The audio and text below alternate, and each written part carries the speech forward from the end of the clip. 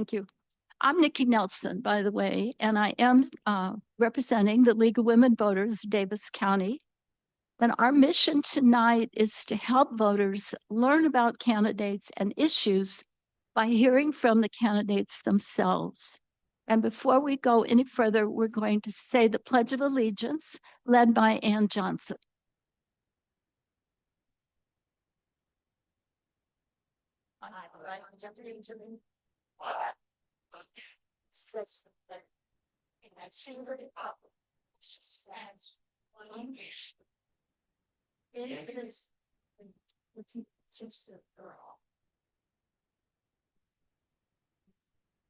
Thank you.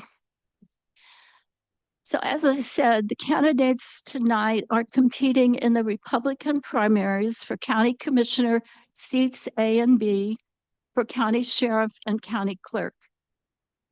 The reason we're doing a Republican primary is that the winner of these primaries will be unopposed in the general election. And reminder that you must be a registered Republican to vote in Republican primaries. Primary election is June 23rd, and ballots will be mailed out tomorrow. Ballots may be mailed back or dropped off at any Davis County drop box. Ballots will be postmarked when they are processed, not when they are mailed or when they are received. So don't wait until the last moment to mail your ballot. As I said, we're streaming and recording this meeting, and we're collecting questions from the audience on 3x5 cards. And I believe anybody watching on Zoom can submit a question on the chat feature. I want to thank especially Marnie Hoxer and Trina Owens of Davis Technical College Business Resource Center. This is their conference room, and they were very helpful in making this event happen. Our format tonight will begin with about an hour for the 5 candidates for county commissioner. We'll follow that with about 30 minutes with the 2 candidates for county sheriff and 30 minutes with the 2 candidates for county clerk. And the way the panel works is each candidate has 2 minutes for an opening statement, and then we proceed to a series of timed questions and then give the candidates 1 minute for their conclusion. We rotate through the candidates so that each candidate has at least 1 chance to answer the question first. Our timer is John Logan, and he will give the candidates 1 minute, 30-second, and 15-second warnings. And we ask the audience, please hold your applause until the end. And our candidates are John Adams, Scott Fletcher, Kendall Harris, Lorene Kamalu, and Susan Lee. And we'll get started, and we'll begin with John. And John? Thank you so much, Nikki, and thank you for doing this. You can have a job in radio, I think, after this. I want to thank the League of Women's Voters and Davis Technical College. I sit on the board here, the foundations board, and Roy and Tibby Simmons, who this building is named after, actually just donated, or through a charity, donated $6 million. And that provides $30,000 a month, which goes towards scholarships for people who go to the school. And so it's really an honor to be in such an awesome place. My name is John Adams. I'm going to stand up because I think there's folks in the back who maybe can't see. I'm John Adams. I'm running for Davis County Commissioner. And the reason I'm running is because I don't want to see taxes increase.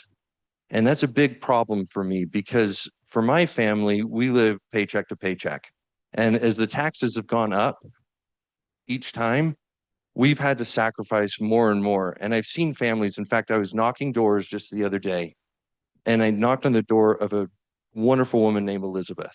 And she told me that she's afraid that within the next couple of years, she won't be able to pay her property taxes and she'll have to move out of her house. And so that's a big problem right now. And I see the county spending too much and not doing enough to cut the taxes. And so that's going to be my goal. And that's one of the reasons I'm running. I'm also running because I feel like currently there's divisiveness within our county. And I want to bring people together. I'm good at doing that. It's one of my special gifts. And so as we come together, actually with taxes lowering, I believe that as a community, we'll find that we'll all be much happier. Please vote on Thursday. If you get your ballot, please vote. I'm John Adams. Thank you. So also thanks to you and your board for hosting this thing. Let me introduce myself. My name is Scott Fletcher. I'm running for Davis County Commission seat A. I just want to say that I'm the endorsed candidate of the Davis County Republican Party. I've also been endorsed by the Davis County Conservatives. I've also been endorsed by the Utah Veterans Association. I've been endorsed by Rod Hall, Pastor Bickle, and many others that have endorsed me already. So I appreciate their support. And once again, why that's important is because 900 delegates vetted the candidates, and I was the one that was elected as the endorsed candidate. So why am I running? So John talked a lot about taxes, and I think a lot of us are running because of this increase in taxes, right? There's 14.9% tax increase, which it said originally was 30%, and there'll still be a need to be able to cover the other percentage. It's going to be about $4 million. Will still have to be covered. So we're all running for that specific reason, is to kind of look at taxes. But we can all say that, but the question is, how are you going to address that?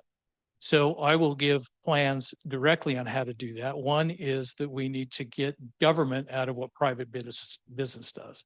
So there's stuff like the Western Sports Park. There's the convention center. There's many others where currently we're losing money. It's your money. It's not the county's money. It's your money. And we need to address those things and attack those specific items. So there's got to be processes in place. So I bring 40 plus years of experience in business as a physicist and as an executive.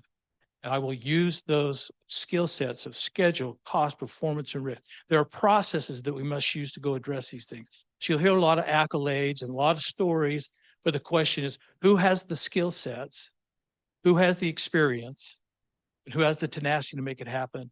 And I would ask for your vote because I bring all of those to bear. Thank you. Scott Fletcher, please vote for me, Davis County Commission seat A. The exact problems that Davis County is facing right now is what I have been working on successfully in Bountiful for the last 12 years. And so that's a big part of why I'm running. And that's part of why 4 former Davis County commissioners are endorsing me, as well as many other elected officials. And Scott's right. He got the Republican endorsement. He got 53% at convention. I got 47% of the delegate vote, which is nearly half. And so a lot of people are willing to place their trust in me. Bountiful City has one of the lowest tax rates in the county, and that's under my stewardship. Also, I know how local government works. I've been in the trenches of it for 12 years.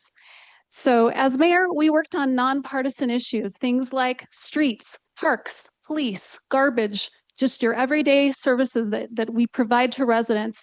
And the county provides services such as animal control, libraries, elections, sheriffs, the sheriff's department, the jail, attorney's office, and the health department. Important services that you rely on. My goal, my number one priority would be to keep the level of service and without raising taxes or fees. And so I have experience doing that. Bountiful is very successful, very lean, conservative city, and I know exactly how to do that.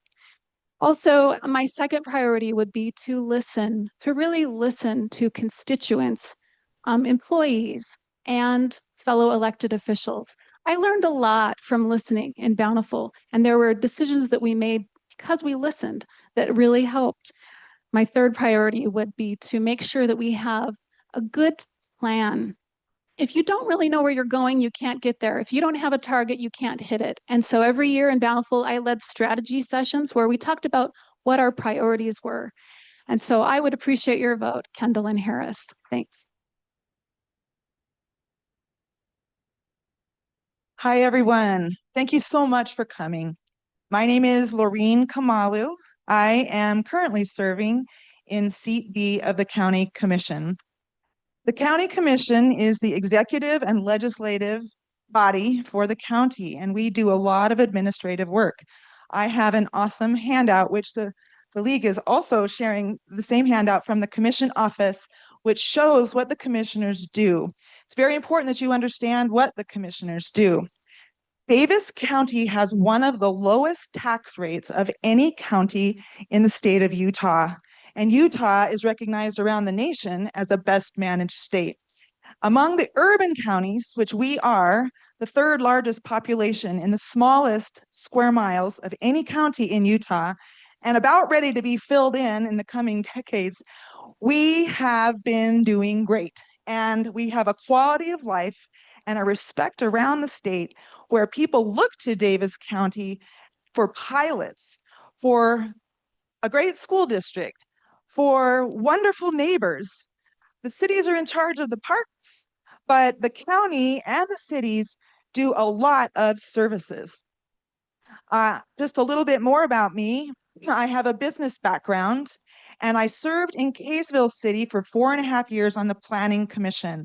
I loved my public service so much in this city that I pivoted from being in private sector and having my own business to feeling like I would be in public service for the rest of my career. Thankfully, my husband, who is here, supports. It's been a big change for our family, too. I went back to school for a master's of public administration because government is vastly different from the private sector. We love our 15 cities. We work closely with them. And it's very important that everyone understands that almost all the services we receive come from our city and come from our county. A little bit of property tax goes to city, a little to county, and all the rest to other areas. Thank you.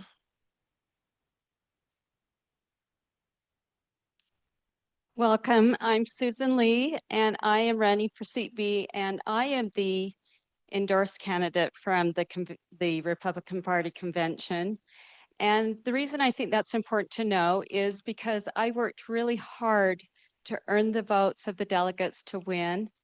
And now I'm working really hard to earn all of your votes to win at the actual ballot box. And so I hope I do so. A little bit about me. My husband and I raised our 4 sons here in Davis County. We currently have 12 grandkids. And I have my degree in accounting. And I served on the Kaysville City Council for 4 years.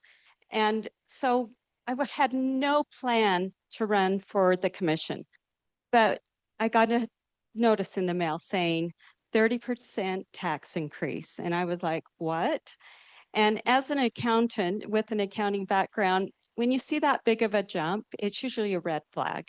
And so I started attending all of the gatherings that they offered for people to go and ask questions. And as I met with people, the fastest growing segment of the population in Davis County is 60 years and older.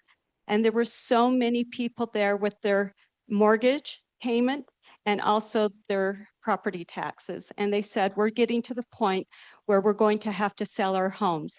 And it lit a fire under me because I know that if we don't start correcting what I consider a spending problem in the county, we're going to have a lot more problems, and it's going to be a lot harder for so many that live within our community.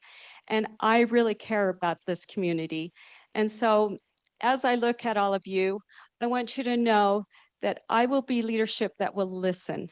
I want to be in there so that when you have concerns, I gave people my phone number. You can call me. I want to be there for you. And that's why I'm asking for your vote. Thank you. Thank you. The next question is 2 minutes, and we'll start with Scott. And it's about taxes.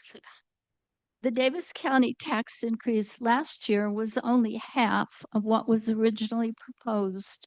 Did this result in a reduction in services, deferred purchases, or maintenance, or other items detrimental to the county? What specific changes, if any, would you like to make to the Davis County budget? So thanks for the question. Let's back up and talk about fundamentally why that happened. So first off, the county controller went to the commissioners and said, you've overspent, and they didn't stop. So they overspent by $12 million. So $6 million was part of the tax increase. That was the 14.9. They wanted 30. So that was part of it. Now they've been able to claw back about $2 million of the remaining six by cutting benefits to their employees. So there's still $4 million out there that has to be addressed. So the question is, how do we address this issue? Not only now, but in the future, because we have built a culture of tax and spend and tax and spend. I'm running on the fact that we need to change that culture. We need to represent the citizens of Davis County going forward. So there are specific things I would do. Number one is we need to look at what we're spending within the county itself. There may be duplication of efforts. We need to have a charter of each one of the divisions and be able to put that forward. That's number one. Number two is once we get through that, we need to look specifically at where the costs are going. I've gone through this book. This is the 23 to 24 budget book. You can see it's dog-eared. I've ripped through this and I've identified already many areas where our increases from one year to the next have gone up by 32 and 34% with only a 1% increase in population. It requires you to go through the data in order to be able to address how to get to an answer on the budget. I will do that. I know how to do that. I will use my 42 years as an executive that I did that. Like I said, I've got more experience. So the question becomes, do you want somebody that's running county government or do you want this to be run like a business? I think we need to run our county like a business. It's a profit and loss thing. The difference is, guess what? If they overrun, you pay. It's your money. In business, if I overrun, I go out the door. So I'd ask for your vote. So after the tax increase, the county has done a number of things, including a hiring freeze, saying no to anything that wasn't statutorily required, early retirement for some employees. They've recognized some savings through some of these measures that they've taken, but there still is a serious situation. There still is progress that needs to be made. And so some of those things that need to happen is we need to look department by department and look at what is statutorily required in each department and then make cuts. And I propose making cuts with a scalpel as opposed to a hatchet, right? There are things you could do. For example, they're spending $1 million a year on overtime at the jail. That's a complex issue. And so there are ways to solve that. There are ways to reduce that number, but it takes you could save money on paper. You could say, well, let's just cut half the employees at the jail, right? And then you could save money on paper, but then what are the real ramifications of that? If you have overtime employees that are being burned out, if you have more liability because of less employees at the jail, if you have higher turnover costs, every time someone quits, it costs more money to hire someone new.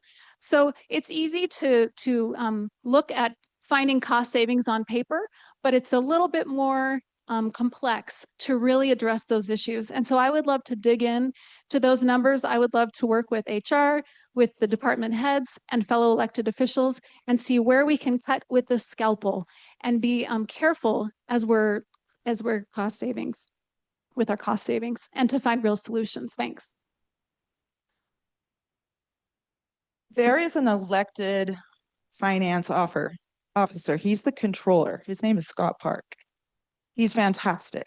He knows the finances of the county deeply. He's also the budget officer and has other responsibilities. He wrote the pamphlet that's back on my table, which was at the public open houses. If you never caught it, feel free to pick one of those up. I wrote the Q&A. Again, my background is business. In this very room where the Davis Chamber of Business meets, they understood it because the last time that we increased the revenue for county services was back in 2016. Since that time, there has been an accumulation of 32% inflation. So when we sat down for those budget meetings with Scott Park in the start of October, he had already gone through all of the department requests and said no to everything that's not required by state law. That was the starting point. From that point, we have 25 leaders of all the various departments and offices, and they found more ways to cut. And then Scott did the math. And again, if you're liking the level of services in the county, and there's been 32% inflation since the last increase, there's a few good questions on that paper. There is nothing in Utah property tax law that adjusts for inflation. And in this room, I asked all of the business owners, is your cost of doing business the same as it was in 2016? No one said that it was. And it's the same in our households, and it's the same for government that provides all those services.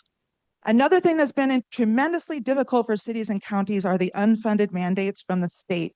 There is much reform that we need to find with property tax law, and that happens at the state level. There is a billboard right this minute as you travel south on I-15 that says that a candidate has cut 1.5 billion from the state budget. And that's because they have put that load onto counties and cities and grown government with more things we have to do.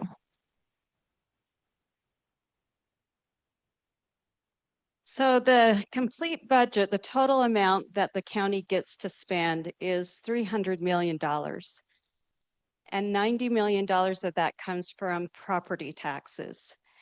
And one thing that I did is I went and looked back, and since 2018, the rate of spending has far outpaced the rate of growth by over 50%. Now, there was inflation in there. The total inflation amount was 22%. And during the same time period, they got one-time funding for COVID and the CARES Act, which was about $90 million. So my question is, why wasn't that enough? Why did they go over $12 million? And so, you know, if we really want to get down to the bottom of the problem, it's spending. There's so much spending that happened during that time frame. There were new buildings that were built. There was, and what you have to understand is when they build new buildings, there's ongoing expenses that have to go along with that. The running of the buildings, the personnel that are part of the building. And something that they are also doing is they are putting into the animal care facility. They're building a new facility that is 3 times larger because it is no longer an animal control, it's animal care.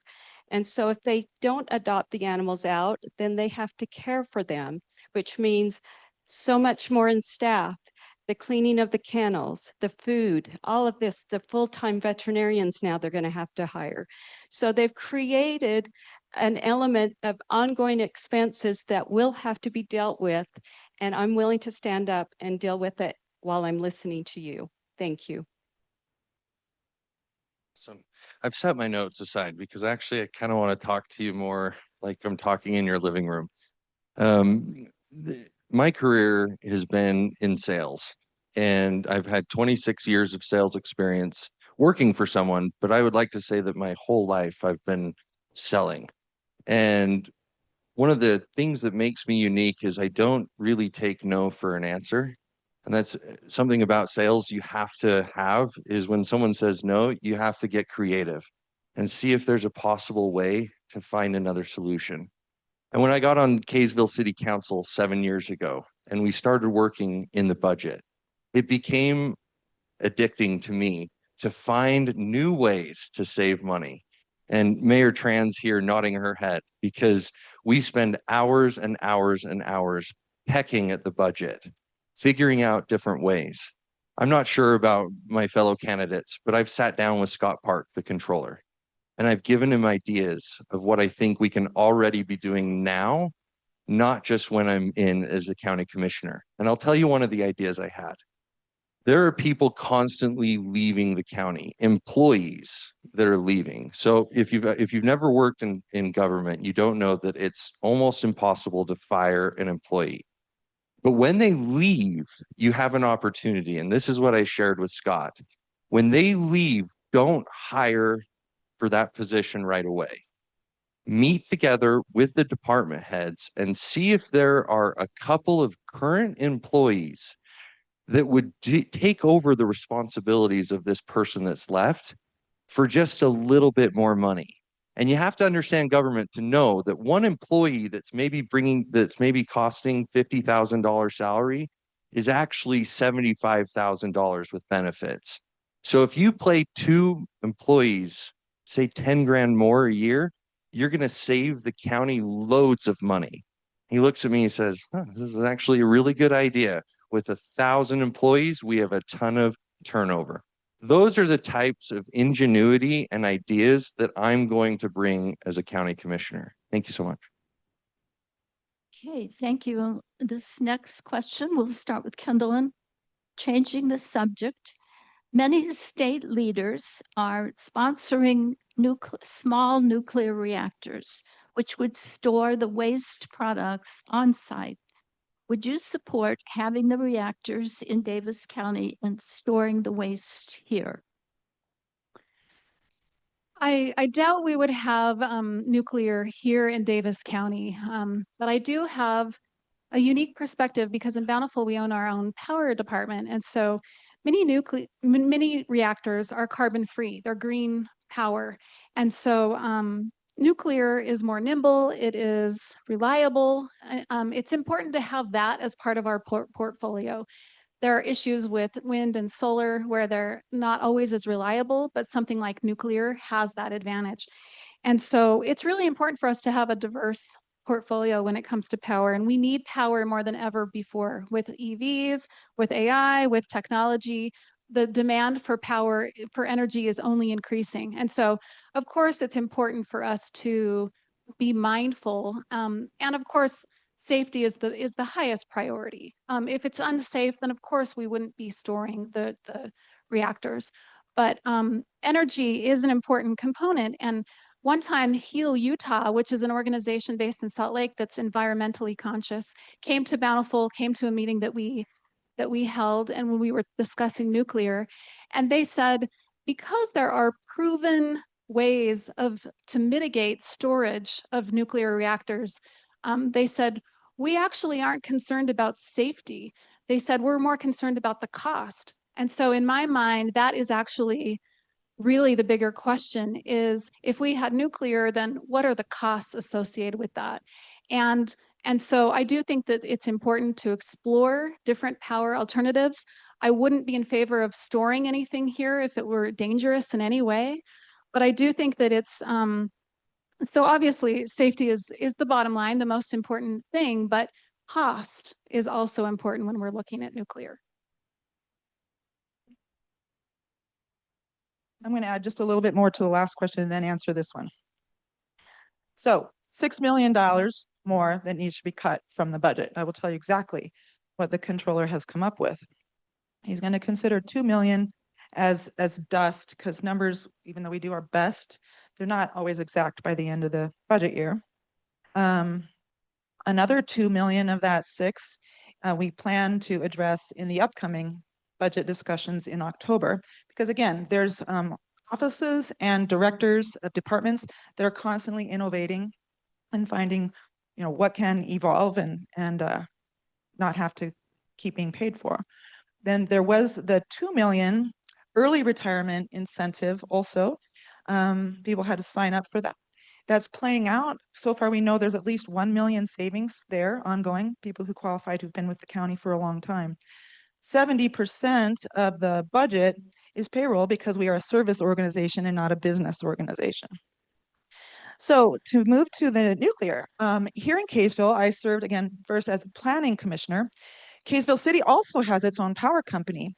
And I heard about this UAMPS conference, and they would pay for my registration, but I had to figure out my own travel and lodging. And that's an adventure you should ask me about sometime, how I saved money. Anyway, so I went and I learned way back in 2014, they were talking about these small nuclear reactors.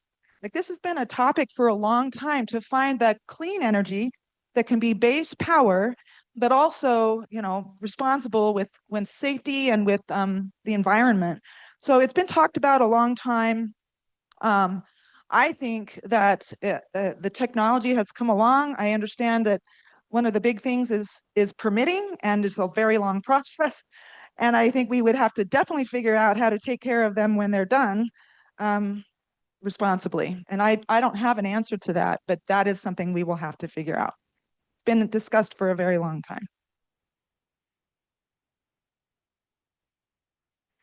Just to touch on what she started off with, the thought processes that I think is if they could cut all of those service or all of the monies that they're cutting, why didn't they cut them before they came to us asking for the 30% tax increase first?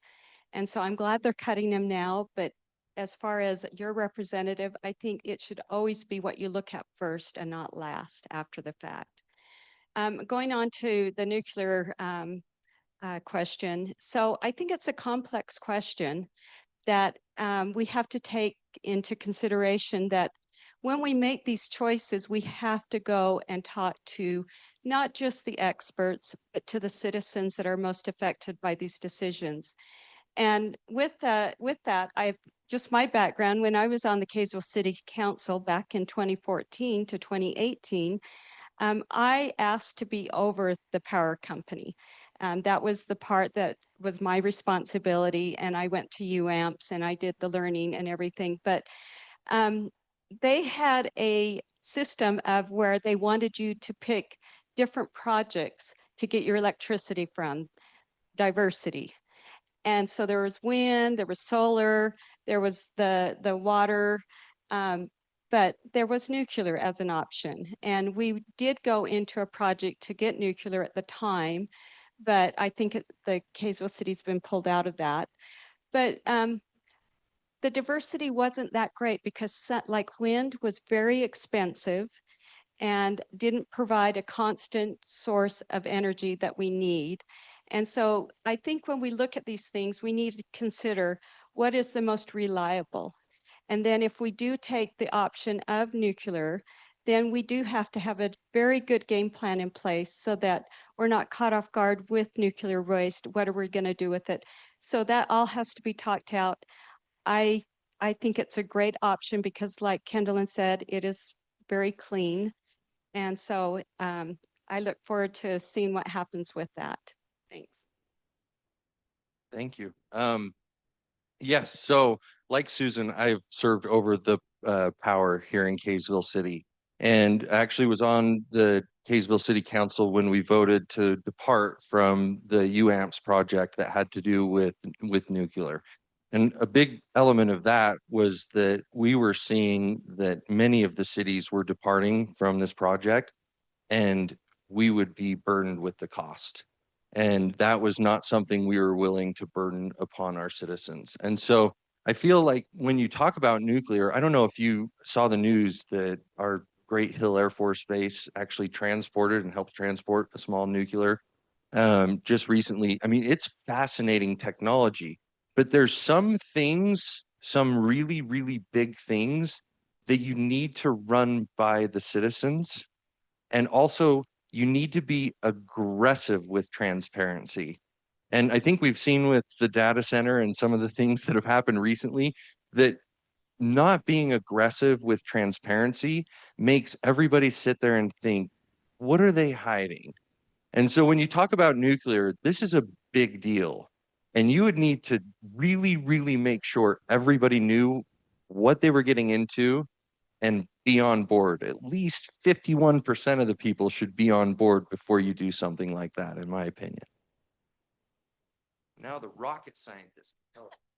So I'm probably the most experienced one here, being a physicist and working nuclear weapons for my entire career. So I've worked with the 17 national labs on nuclear and on small nuclear reactors as well. So I have a in-depth knowledge of this. So it can become economical. It can, but you have to do, and John's right, you need to bring together citizens so they understand what the impact is of nuclear reactors. You need to understand what the economics are. You need to understand what the safety is. You need to understand storage. So one thing, and I'll be very clear in this, I would not advocate for storing the nuclear waste here in Davis County. So very clearly, I would not support that, but we can put it other places. So it is an option that we can move forward with on nuclear because it will in the future provide the energy needs that we need. It's very, very difficult. Water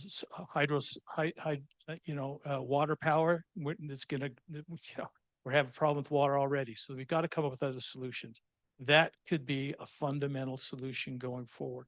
But we do need the citizen committees to bring those forward. So I spent about 3 years at a place called Hanford facility. It's in the southeastern part of Washington State. And there they have the 9 nuclear facilities to be able to build all the nuclear capabilities for our weapon systems. And now it's a Superfund site. So I have a direct experience in knowing what they do with that, with the waste of nuclear reactors. And we don't want that here. We do not want that here. We will not store it here. And so once again, I have more experience on this table today on terms of nuclear reactors, what they do. And by the way, Kenlin, they do have reactors here in Davis County. It's a Hill Air Force Base, just like you said, John. So you need to be aware of what's going on in the city and in the state and in the county. And so we are already working that forward. So thank you for your time. Thank you. Next question, we start with Lorene. Kind of an energy question. Lorene, what is your opinion, the way in which the proposed box elder data center has been handled, and how would you ensure that any Davis County impacts from the box elder data center are addressed? Yeah. In April, we had the Utah Association of Counties post-legislative conference. It happens every year.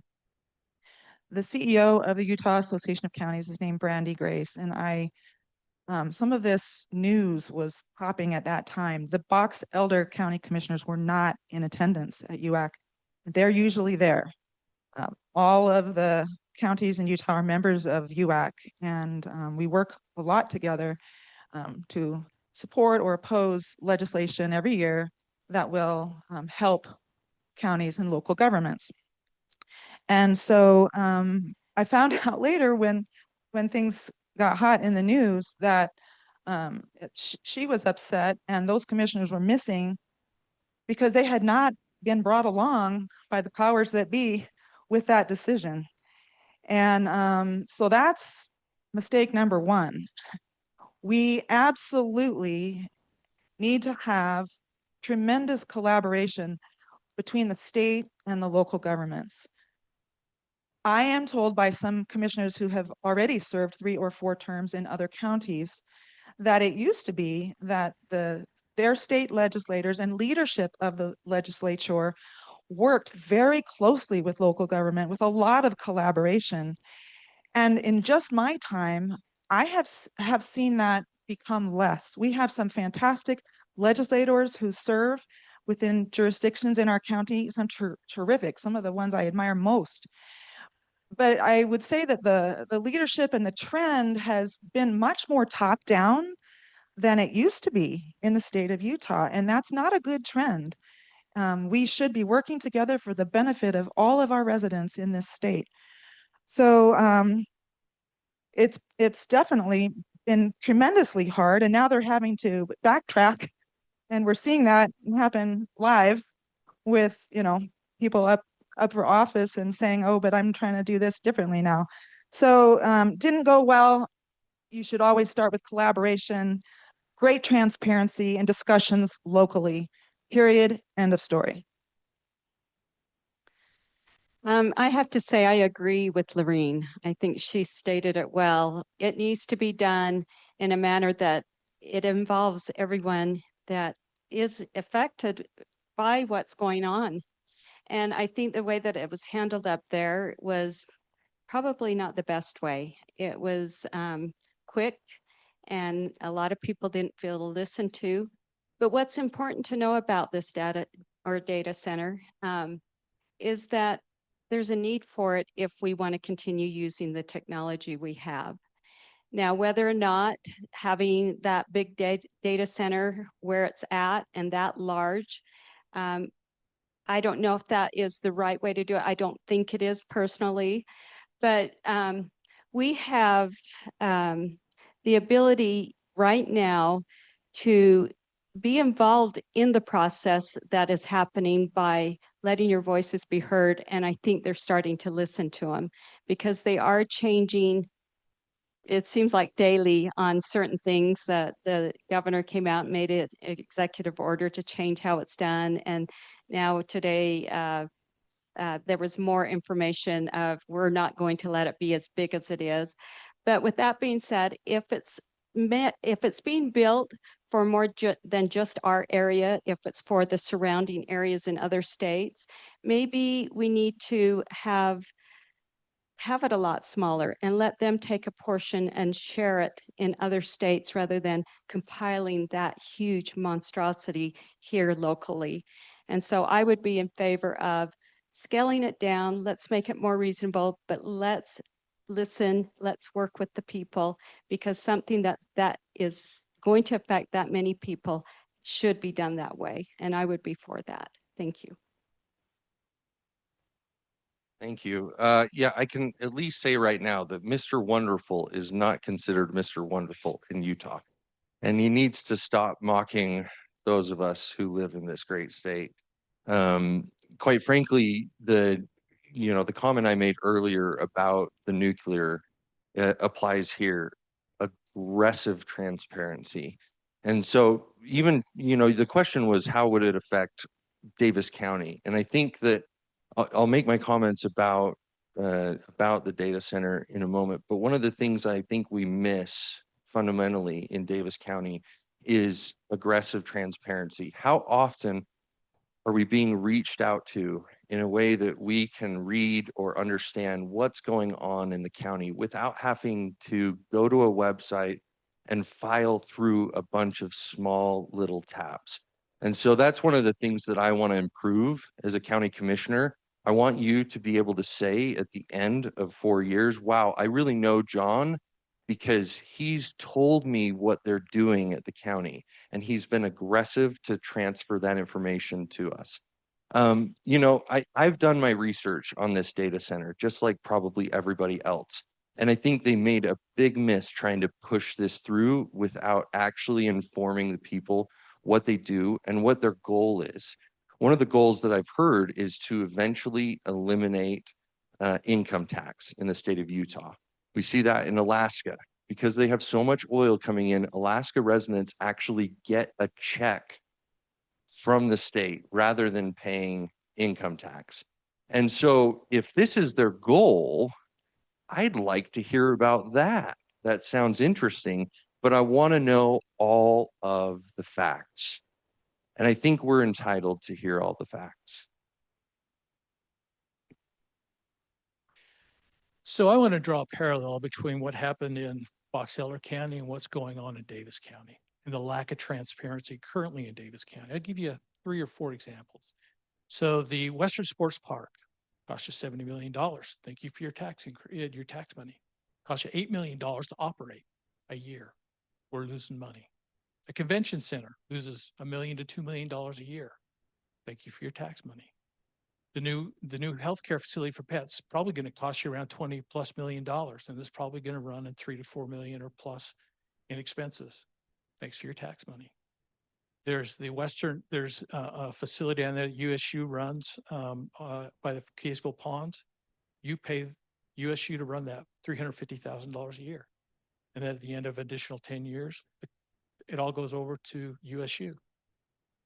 Those things have not been transparent in Davis County. So we have a problem in Davis County with transparency. And I would agree that transparency is key. I will bring citizen committees together, which is a key tenet of my candidacy.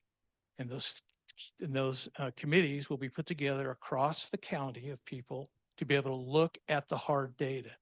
The answers are in the data. So let's talk specifically about the data center. That was done poorly. The data wasn't made available. It wasn't transparent. Things were done behind closed doors. There's things called MIDAs and PIDs that they use for using unelected officials to make decisions about our money. We have to stop that. We need to change the culture and be transparent going forward. But in order to do that, you need the data. We need people who understand how to evaluate the data, how to put that data in place, schedule, cost, performance, risk, earned value management. These are the things that businessmen do. They're not the things that county employees and county elected officials do. Businesses do that well. I ask for your vote because I will use those processes and I will use that approach moving forward. Thank you. So I think that our residents of Utah were right to be upset about the process that happened in Box Elder. We need to be responsible stewards. And my son is an example to me. He never uses AI unless it's like a last resort because he knows that it takes a lot of water. And so he's taking that to heart in a personal way. But the data centers, the whole issue was introduced backwards. And so there are very many pros, very many cons, right? But the way that that was introduced was backwards. And so now MIDA and the county commissioners have approved for it to move forward and to be able to go to the permitting regulating process. And there's 1,000 boxes that they'll check about air quality and water quality, et cetera. And all of those are important questions, but they're questions that should have been asked first, right? And so it's backwards. And also, like has been said, the way that it was introduced to the public was backwards. It's definitely a matter of where it should have been something that the public was aware of before it was suddenly the news was it's approved before we even knew what was happening. And so transparency, I agree, it's very important. All of us will say that, but I can tell you what I have done. So what I have actually done in the way of being able to listen to feedback is in Bountiful, I implemented public comment periods. They weren't there before I implemented that. Residents wanted, there was a development being proposed and they wanted green space instead. We changed and we designated it as green space. We had an employees that gave us ideas for cost savings. And so we listened and we implemented those cost savings. Time after time, I have shown that the things that I did in Bountiful, you can't always wave a magic wand and do whatever people are coming asking for. But in many instances, we listened and made different decisions because we listened to the public. Okay, thank you. This next question, we just start with Susan. I get so interested listening to the answers that I'm like, who's my place here? Okay, Susan, if the effort to save the Great Salt Lake receives federal funding, which has been talked about, how should the money be spent that benefits Davis County? What can the county do to promote getting more water into the lake and preserving the wetlands? So the Great Salt Lake is critically important to our economy, to our air quality, to so many aspects of Davis County's life. And it does affect how the weather comes in. Sometimes we get the lake effect snow. And so there's so many ways that, you know, if we don't have that Great Salt Lake and if we don't take care of it, it will change how we get our, I think, our rain and so many aspects of why that is so important to us. But one thing I did learn, I actually sat on a UDOT board for 4 years while they built the West Davis corridor. And something that a lot of people are not aware of is that Utah has a obnoxious weed that is not native, and it's called phragmite. And the phragmite is growing in every waterway, everywhere in the state that it can suck up that water. And it's a really big problem. And so I hope that a lot of the funding that the state gets will tackle that problem because I think that one issue, if we can get rid of that weed in our waterways, will save us so much water. But along with that, I think we all need to be able to take the challenge to find ways to conserve water within our own yards. I think, you know, if we plant gardens, maybe find the drip method, things that will use less water but be just as effective. And so I would support programs to help people if we do get funding that we utilize it very carefully, but in those ways. Thank you. Like you, because I set aside, I couldn't remember the questions, and so I was so excited when this popped up.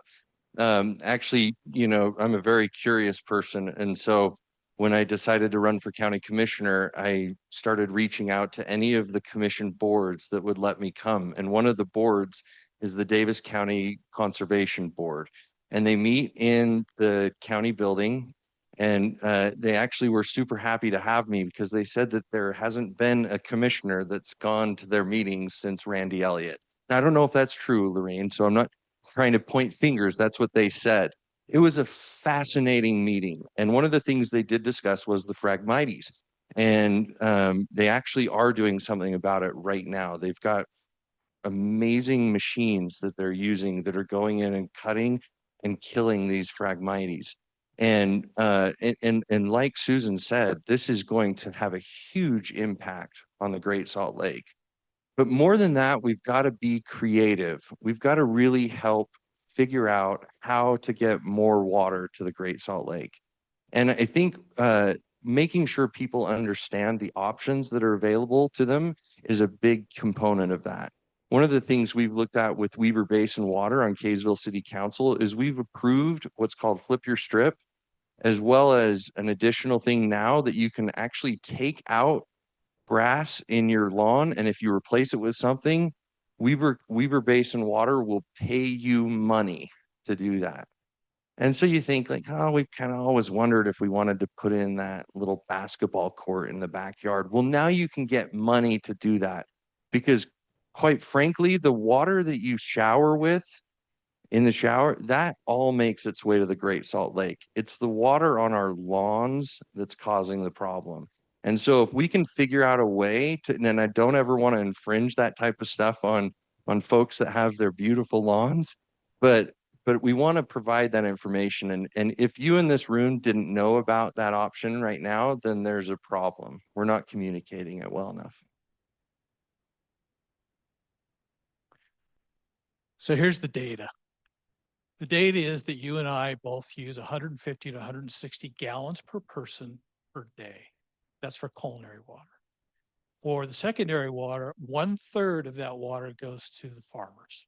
Now, I'm not a big advocate of getting rid of the farmers going forward, but what we can do is we could pull together a citizen committee and bring in experts. Utah State University has an agricultural school. We can bring in civil engineers, water engineers, be able to bring them forward. What we'll do is gather the data using citizen committees and decide on how 1 gallon of water gets used, how it makes it from when we use it to the Great Salt Lake. The Great Salt Lake is a huge economic driver for us. It drives our economy, it drives our weather, it drives so many things that we have. There's the shrimp that we have out there. So there's a significant economic driver. So we must look at all the issues. If we do, as John says, and start putting rock every place, guess what? That dries up temperature. You have to understand the variables that you have to address in order to get to the problem, to address the problem. So unless you have the data available to do so. So education is clear. Education has to be done. We'll bring citizen committees together to address these things. Farmers, common citizens, people of experts in civil engineering, in water. We'll look at the economic impacts. We do need to increase the water to the Great Salt Lake because it does have a tremendous economic impact on us, but there are ways to go about it. But you have to understand the basic data and what the impacts are. If you don't understand that, you can't come up with solutions. I will use my skill sets in assessing data and bringing people together to coalitions, which I did for 11 years in Washington, D.C., working with the House and the Senate Authorization Appropriation Committees and the 3- and 4-letter agencies to build coalitions. I will bring all of that experience to bear. Thank you. I agree with Scott that we need data, and I always ask for data, and we often get a lot of great information so that we can make decisions. The county is a really important regional partner when it comes to the Great Salt Lake. Just being there near the border, it's an important place that we reside. Agriculture is a huge part of it. There are programs where we can pay farmers. If the federal government were to give money, there are programs where we can pay farmers to lease us water that can be used for the Great Salt Lake. There are engineering models that can be accessed where we can redirect trapped water. We can remove Phragmites, like Susan talked about. That's an important invasive weed where it's soaking up a lot of water that's needlessly. We implemented flip your strip in Bountiful, where people could apply for rebates if they change their landscaping. And so there's a lot of things that can be done. The county can be an example, right? The county owns properties all across the county. And so the county can make sure that they're not watering the road or watering it off hours, or that we're not watering too many days per week. The county can lead out as an example. Also, I agree with Scott that we need to look to data, look to the experts, follow their advice. Absolutely. And the county can also educate people. The county can put things on our website, can spread information, can help make sure that people are aware of what can be done to conserve water. And we need to treat water like the scarce resource that it is.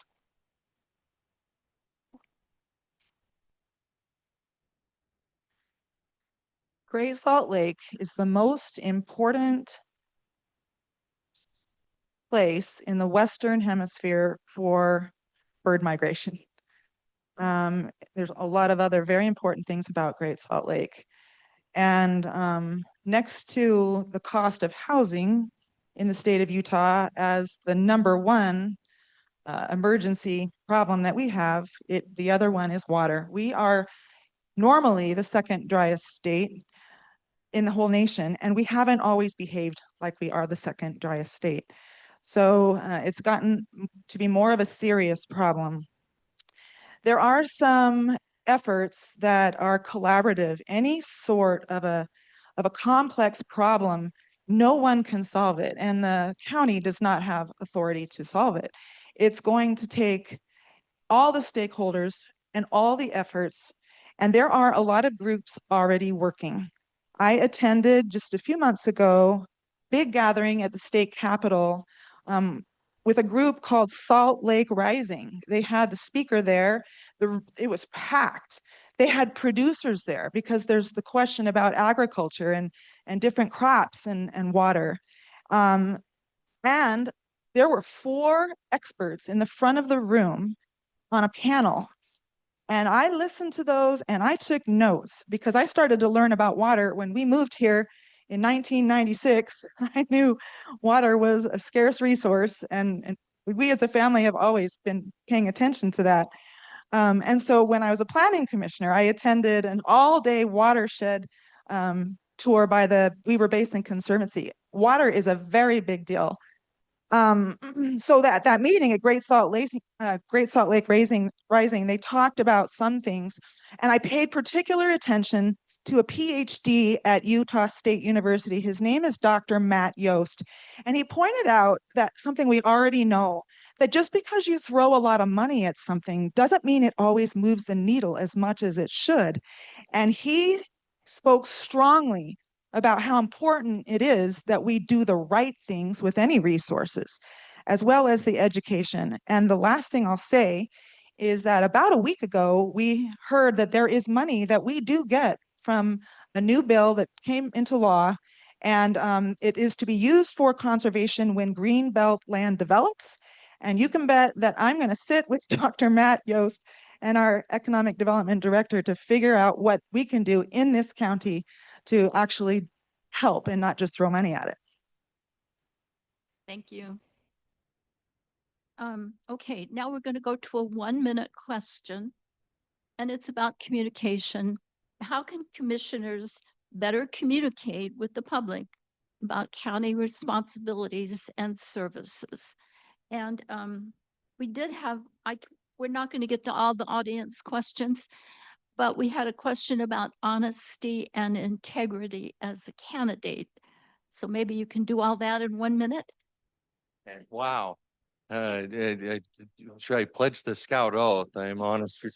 Yeah, I mean, honesty is part of transparency, I would say, because oftentimes when you aren't transparent or you aren't aggressively transparent, like I like to be, it comes across as dishonest. And so the skill of saying, well, I thought I told you, that doesn't work. And a lot of us who are running right now have seen that one of the best forms of communication that you can do is send out a postcard that doesn't have to be opened. See, if I get a piece of mail and it's not, I can tell if it's a bill or a check.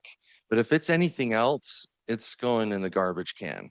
And a lot of the times we're living in a society where you have about 11 seconds to capture someone's interest. And so an aggressive form of communication that I think the county could undertake is sending out postcards that say, hey, the county sheriff's department is doing this. Click this QR code if you want to watch a 90-second video about it. And provide forward aggressive communication so that people feel like we're not just waiting for them to come to us to find things out, but we're being out there. And that's honesty, right? I would say. So thank you. Thank you. Great question. So I'm going to equate transparency, honesty, integrity, and communication all into one big whole. So what do we have now today? A lack of transparency in our current commission. You don't know about all the things that I've talked about in terms of what you're really paying for because they haven't been transparent. They haven't been honest. They've been driven by special interests. I commit to you that that will not happen. So how will we do that? First off, commission meetings happen now on Tuesdays at 10 o'clock. A lot of you work. Can't make that 10 o'clock meeting. I'll tell you what, we're moving it to the evening. And you will be invited and we will provide you with data on what will be talked about at that meeting. We'll look at giving you data on pluses and minuses of things we're going to discuss, and we'll talk about the budget. That's one. Two, on the other side of that newsletter, which we will provide to you, is the judges. It's very difficult to get information on judges. We will provide that. We'll give trend analysis for those judges.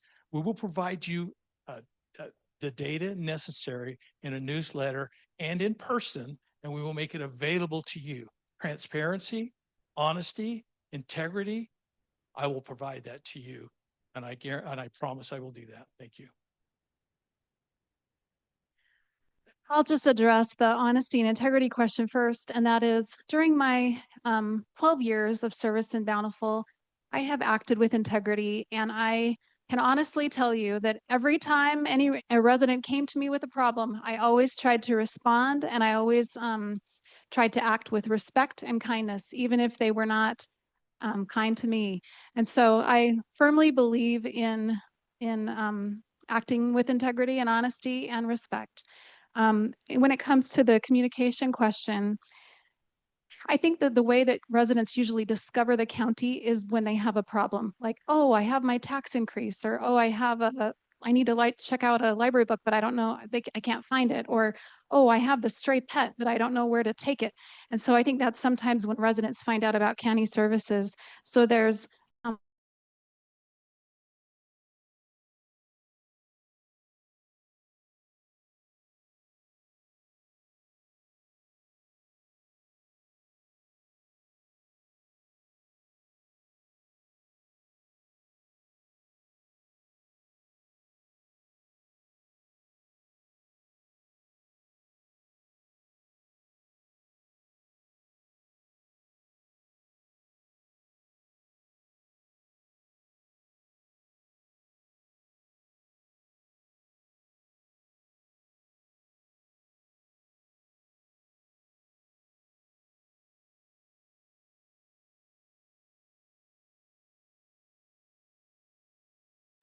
had wanted to get our meetings live streamed and taped on our website. So he and I made that happen. A year later, actually before the pandemic began, I knew that we weren't pushing anything out to our residents. The different departments and offices had some social media, which is really fantastic, but there was not a proactive push of a communication. And so I worked with all the offices and departments and took that on. And that started in January of 2021. So you can sign up for it. If you have a hard time finding it, just reach out to me specifically. My card is out there. My cell phone is on that card. And there's also a responsibility. I mean, we have open and public meeting laws. Everything has to happen open and publicly with all the contracts and all the business. There's already this. And so there's also a responsibility for us to sign up for those things as residents and to make a little time to pay attention to the things that are made easy for us to know what's going on. I think more and more people are getting interested and they're helping their neighbors get interested. And there's people in the room who do that sort of a thing.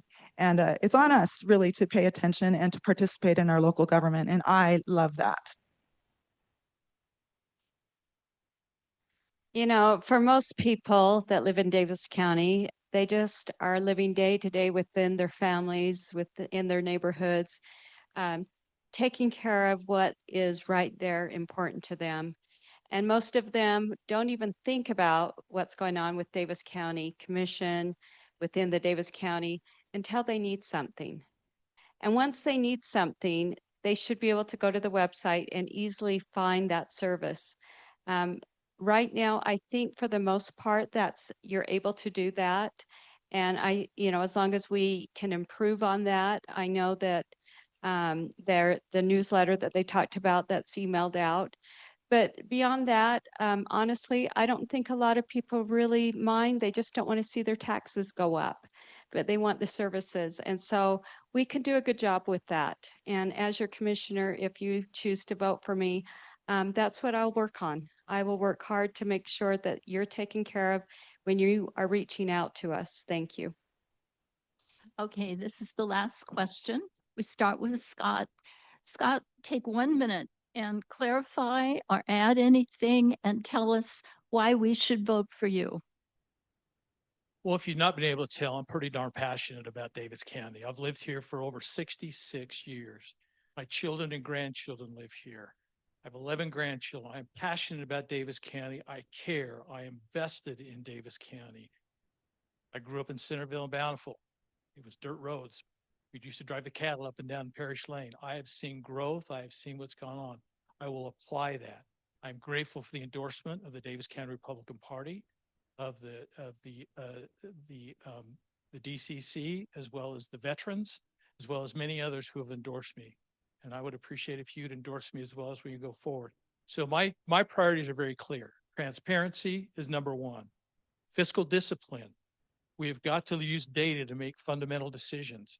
I'm unique across the board upon all the candidates that are here. I will bring that 42 years of executive experience, that ability to take data and assess it and make decisions, not based on a gut feel, which some of my colleagues here have stated, but based on very specific data. And my commitment as you is I will represent you, the citizens of Davis County, above all else. Thank you. I have 12 years of government experience. And in Bountiful, it's important because Bountiful is known as being lean, fiscally conservative city, and that's not by accident. We did look at data. We did our homework. We went to the trouble to, we went through the budgets with a fine-tooth comb. And I know how local government works. I know how budgeting works. So that's one aspect of the job, right? The budgets.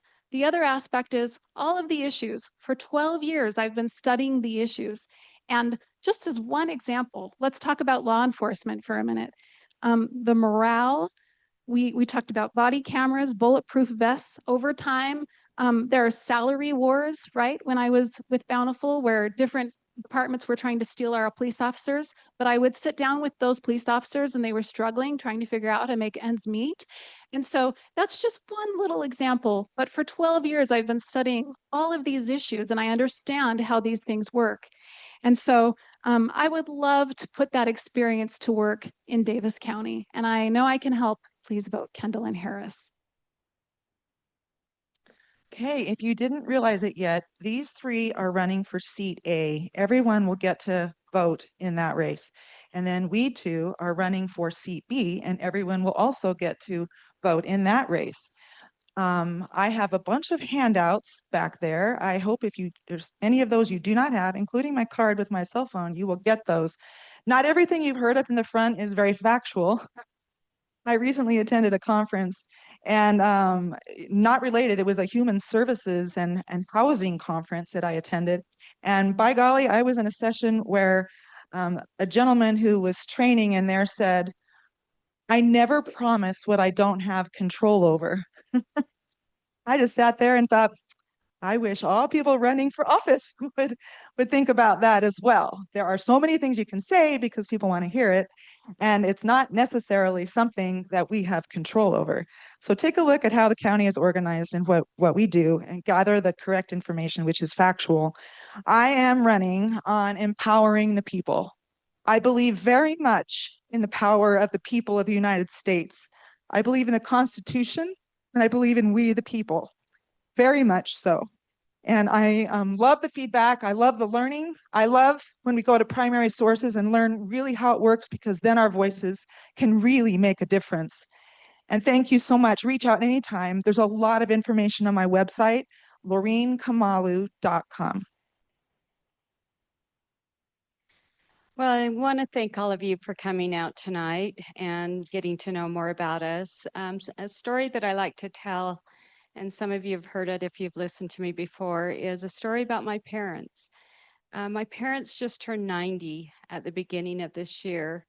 And my dad was a school teacher. My mom was a homemaker. And for 30 years, they worked and lived within their means so that when my dad retired, they could live comfortably.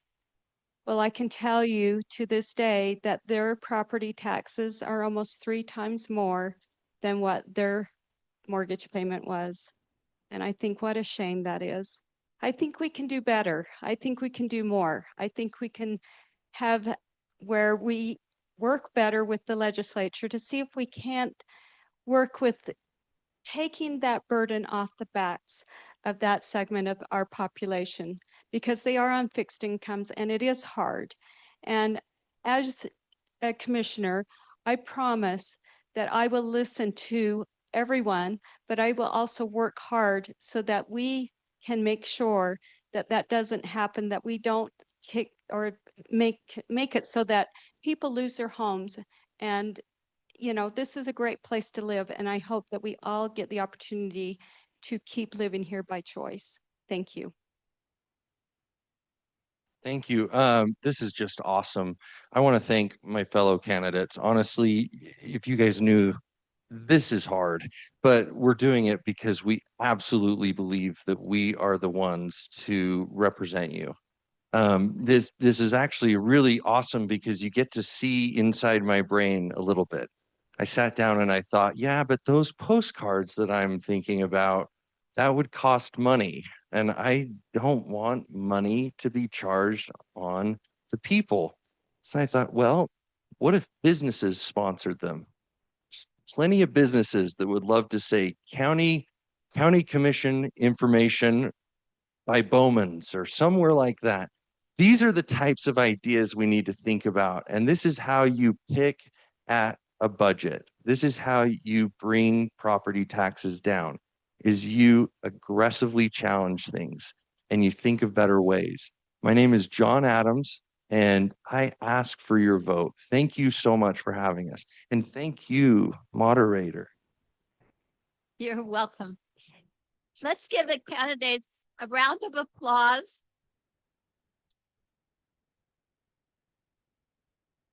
We're going to move very quickly to hear the candidates for sheriff. Hello, I'm Angie Sterner, the League of Women Voters, Davis County. And for these sheriff candidates, questions, same format. They will be timed and given the 1 minute, 30-second, 15-second warnings. And we ask the audience to please hold their applause until the very end. We will get started with John Atkin, the first question, and they'll just take turns. Shouldn't be too hard with two of you. Okay. Question number 1, 2 minutes. Tell us why you are running for this office and 2 or 3 of your priorities.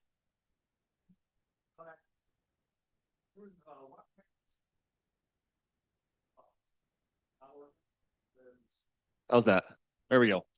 So my name is John Akin. I'm currently running for working within the Davis County Sheriff's Office. That's one thing that sets me apart. I like to pay, so you might have to tell me more than once.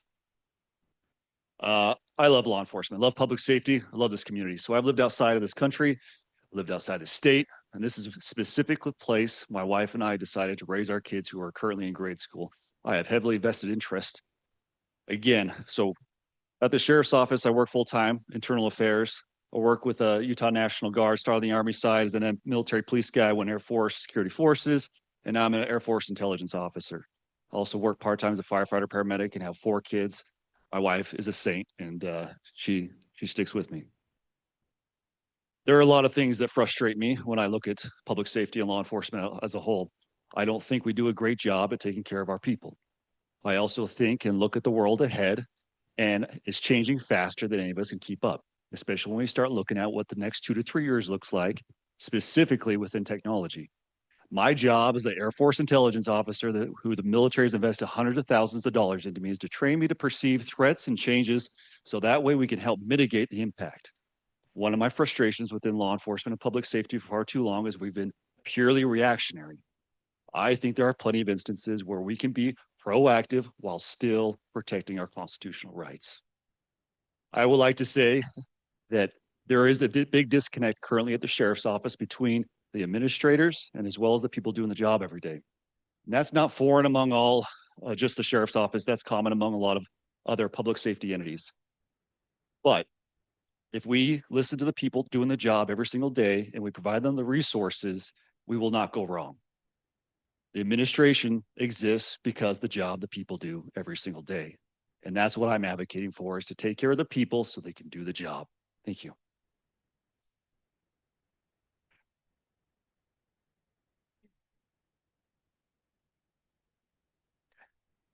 Thank you to everyone for being here. Thank you to the moderator. And thank you to John. Thank you. As somebody said earlier, this is really hard, and I appreciate those. As a citizen, I appreciate everyone that's willing to stand up and run for public office. I'm running for office. I'm a lifelong county resident. I actually started my career at the Davis County Sheriff's Office. It's where I met my wife on my first day there, and it's where I worked for 16 years before I finished a master's degree in public administration and took a job as assistant police chief with Royce City, and then later moved on to the Weber County Sheriff's Office. I'm running because I love this community. I love the agency that gave me my start and invested in me, and I want to return back to that agency to help them perform and help safeguard my community. Some of my priorities, I want to focus on the employees. I want to focus on competitive pay. We have to stay competitive in this market. I have a lot of experience writing RFPs and doing large pay scale pay studies when I was at Weber County. I also want to develop a culture of mentorships. When I was a young deputy, I had a supervisor. He wasn't my direct supervisor, but he learned that I was trying to get into a class for advancement. He found the class for me at another agency, went and registered me for the class. This is a little bit right at the beginning. I don't want to say that it's prior to cell phones because that feels like it dates me too much, but it was kind of the beginning of cell phones. Cell phones weren't really common.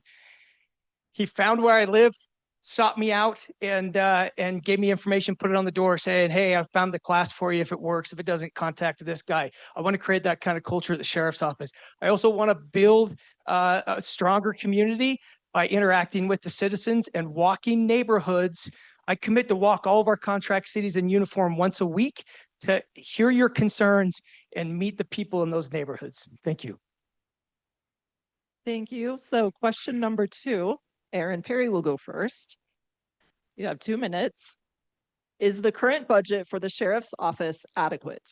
How would you reduce or increase it for the next few budget cycles? So during the previous discussion, it was brought up that the sheriff's office was over budget and overtime by about $1 million, which would indicate that potentially that budget's not adequate. About 3 years ago, the sheriff's office actually gave up 19 positions to fund raises for employees. We did a similar thing at Weber County, trying not to raise taxes, trying to compete with other agencies. And so that was a decision that both agencies made. But here's what I'm going to do as sheriff. I'm not just going to go in and ask for those 19 positions. What we did at Weber County is anytime that we had a turnover in a position, similar to what John Adams talked about, we would analyze that position. and see, hey, can those responsibilities be absorbed somewhere else? Can we take that captain position, for example, can we convert it to 2 deputy positions, take those responsibilities, put it somewhere else? When the state mandated that we all did security chiefs, Weber County, we found inside of our existing budget the funding to be able to do that, as opposed to just going to commission and growing the budget. So I would do that before, and then identify the number of positions that we need. The other thing that I will do and that I have experience with is auditing every line item of the budget. We implemented lean systems at Weber County that comes from the manufacturing industry to really lean out our processes and identify and eliminate waste. One of the things I like what Scott Fletcher said about operating like a business. One of the things that I would like to do at the sheriff's office, we've got to get all of the employees involved in finding cost savings. In a way that I think we can do that, the sheriff's office has almost a $60 million budget. If you have an employee that can find $10,000 of savings, why can't we give them a 5% bonus of $500 in order to find those and buy into finding those cost savings? Thank you.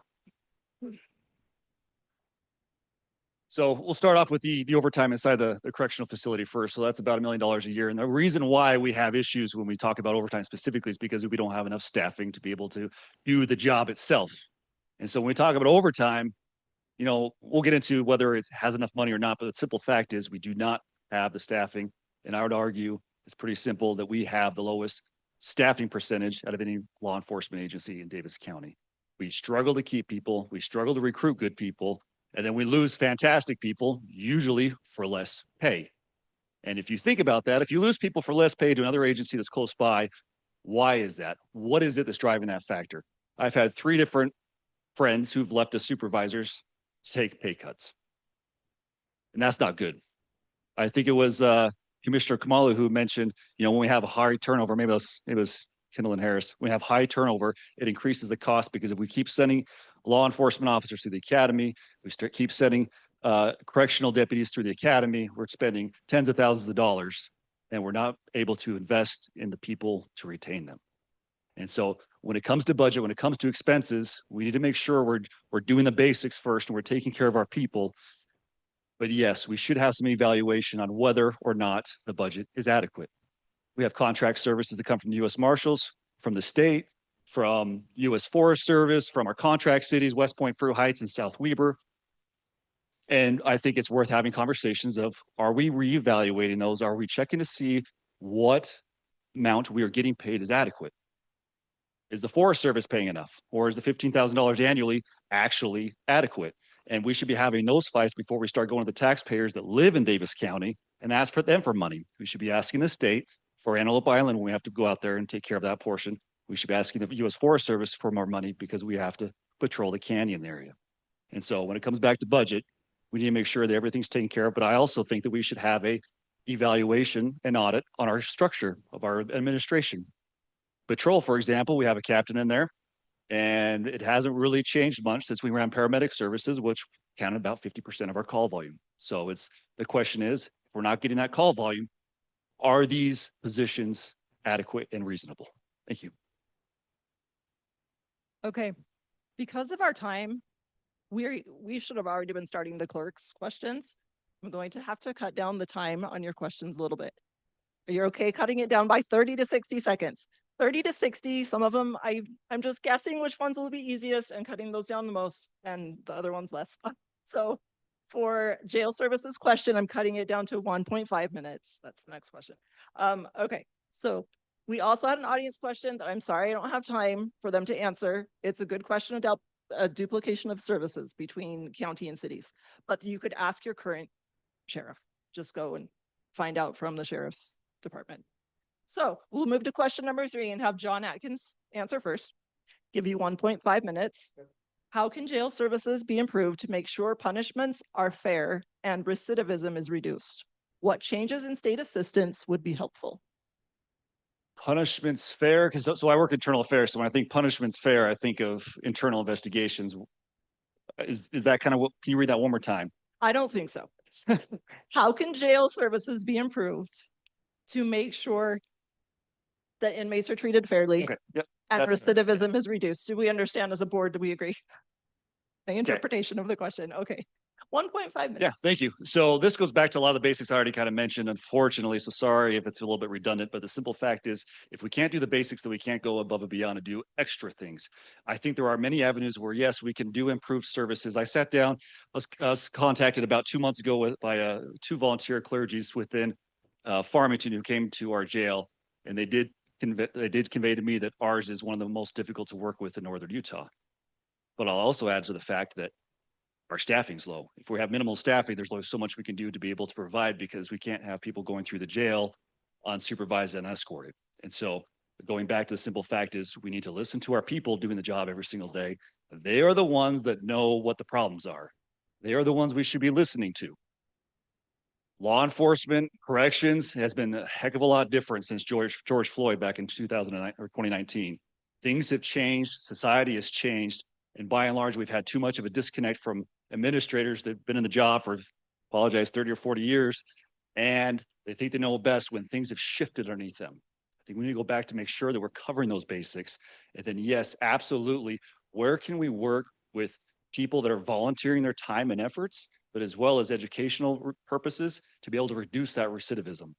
I think that is absolutely crucial because when we start throwing people in, incarcerating them, we're talking between $40,000 to $80,000 a year. And that's your money. That's all of us as taxpayers' money. So how can we reduce it? Well, let's start going through the program and the processes to be able to make sure that there's a good reentry program, that people can leave the facility, that they can have a point of contact, they can have a driver's license. I spoke with one of our representatives in the South End, Melissa Garth Ballard, and that's one thing she's been trying to push because she sits on a criminal justice board is can we get these folks IDs at least before they make it out? Thank you. That's a really simple question to go to 1.5 minutes on. I want to lean on my experience as a corrections chief at Weber County for this one. So about 95% of the inmates in a county facility are going to come back out into the community. And we've been making the mindset change of going from a jail to a correctional facility, and we need to keep doing that. One of my favorite things to do as a corrections chief at Weber County was, if you're familiar with the Weber County Jail, it's kind of in a weird location. It's kind of isolated. I would pick up individuals as they were released from jail, and I would take them home, and I would tell them I'd give them a ride on one condition: if they promised not to come in my facility, come back. And then what I would do is I'd ask them about the barriers to staying out. What are some of the barriers? And I would learn firsthand about these barriers. And sometimes it's like putting somebody in the seat of a plane that's never flown a plane and said, here, figure it out, because they're coming out with no resources, no connection. I had the opportunity under Sheriff Arbin to start with him what we called the Bridge the Gap program, where we actually started working to get IDs and eliminate those barriers. And then we actually moved it to a full reentry program where we have 6 full-time staff, and reentry efforts stop on the day you come into the jail. We do an assessment, we start having contacts, we've reached out and got federal and state funding to support those programs. And in a 1-year period at the Weber County Jail, we saw a 45% reduction in recidivism. Excellent. So Aaron, you will go first for question number 4. Aaron Perry will go first. 1.5 minutes. What is your biggest Davis County security worry that the sheriff's office is responsible for? Okay. So I thought a lot about this one. I think a big one is maintaining the trust and integrity of the profession. But I think the biggest one for a sheriff's office is the jail. And what I've found is I've gone to door and I've talked to people ask me, well, do we have a jail in Davis County? And I think, you don't have to raise your hand, but I'd be interested if there's anybody in here that doesn't know where the jail is. I think it's a testament to the work that's being done in the jail. The Davis County Jail has a daily population of about 700 inmates. These individuals include individuals that are charged or convicted of homicide, rape, dangerous criminals. That is a huge responsibility that's undertaken at the jail in order to keep them safe, and then to provide the programming and those things at the jail. I was going to run for sheriff about 10 years ago when I had been at Roy for about a year, and I had been a sergeant for 7 years at the Davis County Sheriff's Office. But I felt like I was lacking certain levels of experience. And now, in hindsight, being at Weber County for 6 years and being the corrections chief during COVID and managing that facility, I know that that's some of those pieces that I needed. I think that it's imperative that you have a sheriff that understands firsthand the responsibilities in the jail. Got it down to 1:15, I think. All right, so See if, that's good. see if you All can right. get that. Yeah, I get a little too long-winded, so we'll see. We'll see how this works out. So some of the main biggest concerns and security concerns we have within Davis County is our future. We talk about kids. We talk about, I've said this time and time again, sexual crimes against our children is more prevalent in Davis County than most of you folks know. And that is going to be our downfall. That, and then we look at the future, we look at artificial intelligence, we look at fraud, and we're not doing anything about fraud and artificial intelligence. That is very concerning to me. We see fraud now. When I worked as a criminal investigator several years ago at the sheriff's office, fraud was usually, oh, someone just tricked a senior, or somebody stole a driver's license or stole a credit card. Now it's people can duplicate your voice. They can put you in places you've never been. They can create fake videos of school shootings and post that on the net. These are where our life is going. We can't live in the past. We need to make sure that we have a vision for the future and have our pulse on what is driving our society and the concerns that we have tomorrow. That is where my mind goes. And I think that is really what the sheriff's office and the sheriff himself needs to be able to be accustomed to, is have that pulse on society, have and develop those relationships. So that way we can actually get after problems and we don't just keep dealing with the byproducts. I am very much someone that wants to look at the root of the problem. I'll just share this. What's the increase in society? Mental health and substance abuse, right? What is the biggest byproduct of sexual abuse? Oh, probably sexual abuse, substance abuse, and mental health. And so what I'm after is trying to fix problems that we keep dealing with on the regular. I'm sick of seeing as law enforcement professional, those folks that get in this job, they want to get into it, they have the passion, they want to make the change, but if we don't have the ability to make the change, they will leave. I promise you. Thank you. Thank you. Question number 5. John Atkins will answer first. You have 1 minute. How can the sheriff's office better prepare Davis County for an earthquake, a large fire, or any major disaster? Thank you. So on the military side, we're actually trying to prepare for this as well, because we were trying to figure out what happens if we lose all communication. So we've been going through this process the past couple months. That way, if something happens, I know when I'm supposed to go and what AM radio to turn to. So we have fantastic people that are volunteer ham radio operators. I used to have my ham license and that expired several years ago. I never kept it up, but those folks are paramount because that works all the time. I also think it's imperative that we have good relationships at every single level within Davis County. I have over 20 endorsements from mayors, city council members, and commissioners and legislators, because I know those things are important. Too long and too often, law enforcement, also other government entities are dancing to their own sheet of music. I see that now, and that's not okay. We need to be able to get on the same page, work together, develop these relationships, know what everybody has to bring to the table. And that way we'll make sure that we are prepared when the time comes. Thank you.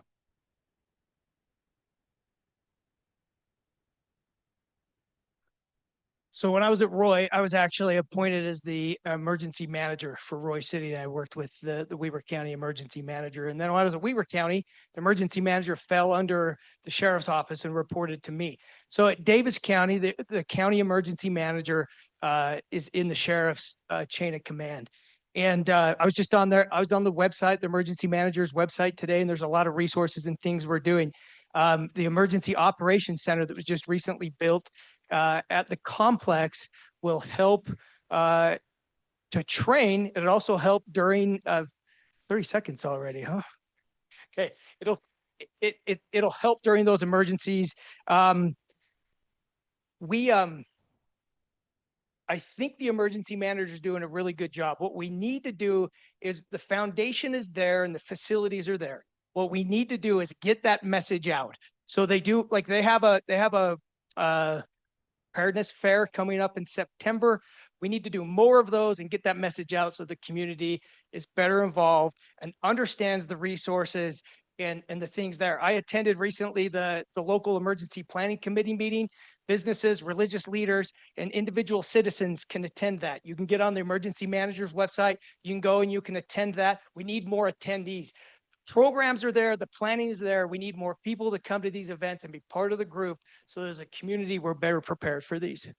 Thank you. Okay, question number 6. We have 8 questions. We're on 6. You have 1.5 minutes to answer this. Aaron will go first. Is there anything about the sheriff's office's current relations with ICE that you would change? So this is a question that we get asked a lot. We get this question asked a lot. And so I actually reached out to the director of the Department of Homeland Security for the Salt Lake field office. And I just said, because this is one of those interesting questions, somebody will say, how do you feel about ICE? And then they give you 1 minute to answer it. And I usually say, I like pebble ice. That's the kind, because that's about all the time you have for it. I had an interesting conversation with the director of ICE. He likes the cooperation that's going on between his office and the Davis County Jail to identify and remove undocumented individuals that are there on criminal charges. What he would like is he would like more law enforcement agencies to cross-deputize task force officers, not for targeted enforcement, which I don't want to be involved in. I have committed to, as a law enforcement officer, I have responded to active shooter events. I've responded to officers shot in the line of duty, and I've ran into incidents willing to put my life on the line, regardless for anybody, regardless of your race, your religion, your beliefs, and your status. I don't want victims being afraid to call 911 for our services. But I think there's an opportunity for us to increase public safety through a relationship with ICE to target the criminals. And where I would actually work on that agreement is in our narcotics unit. I worked in the narcotics unit, dangerous criminals in that unit, and I think that we could cross-deputize one of our officers there to enhance that relationship, enhance public safety in Davis County without creating that fear of and getting people afraid of calling 911. It's not enough time to really talk about all of it, but if you want to research it more, it's 287G is in golf, as that's what the program is called underneath DHS and ICE. And thankfully, our DHS, he lives over in Syracuse, our director here in the state. What my mind goes to is, I'll give you a hypothetical. So say I'm driving down the road as a law enforcement officer and I see a vehicle swerving off, and I'm like, well, probably DWI. So pull him over, go through the test.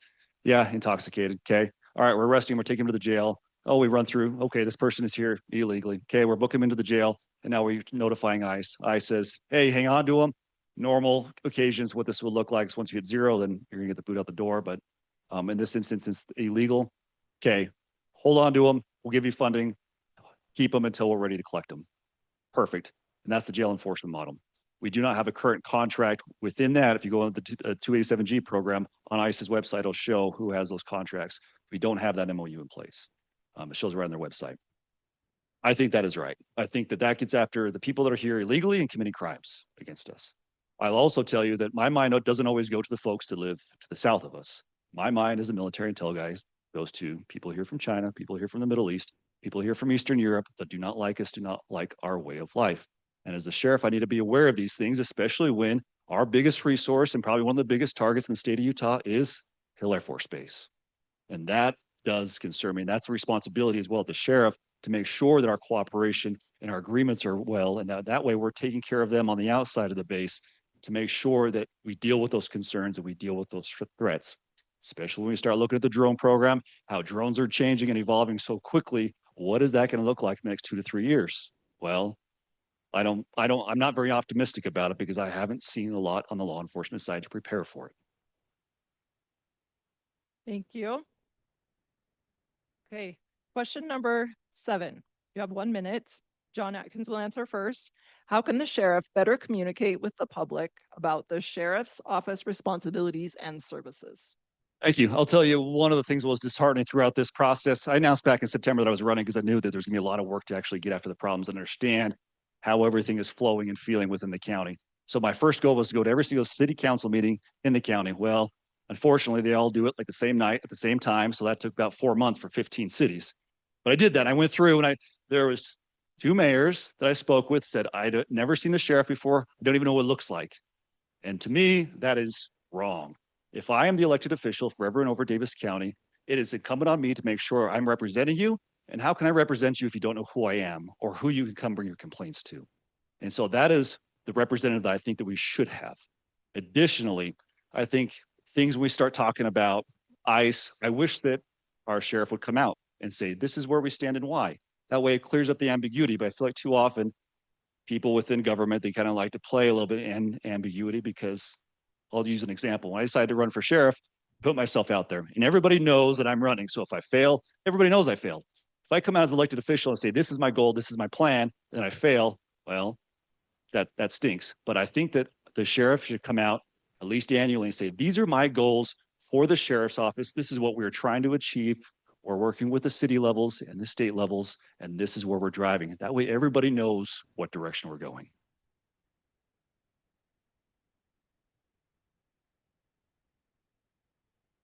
So when you run for office, it's less communication and it's more a one-way interview. People don't want to show their hand because they want to see where you stand without showing their hand, if that makes sense, when they ask you questions.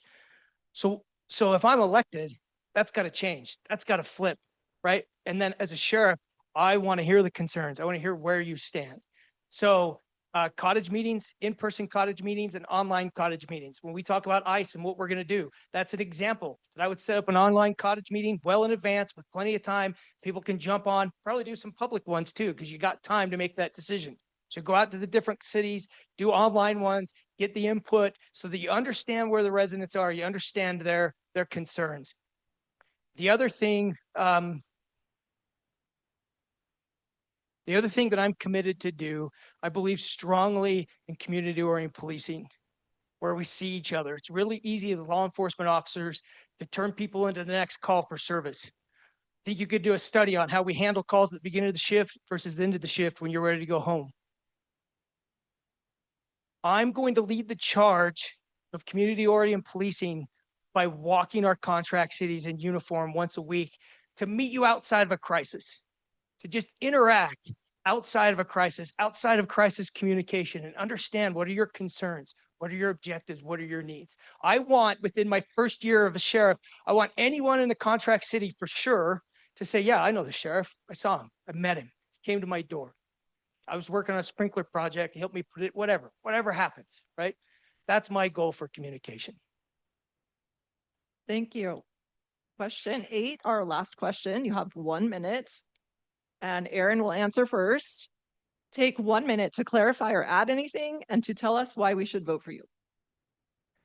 Speed round. Yeah. So I have 24 years in law enforcement. I have 9 years executive experience, 6 years at a jail, at the sheriff's office, managing every aspect from administrative perspective that the sheriff is responsible for. I'm a graduate of the FBI National Academy and I have a master's degree in public administration. I just want to thank my wife.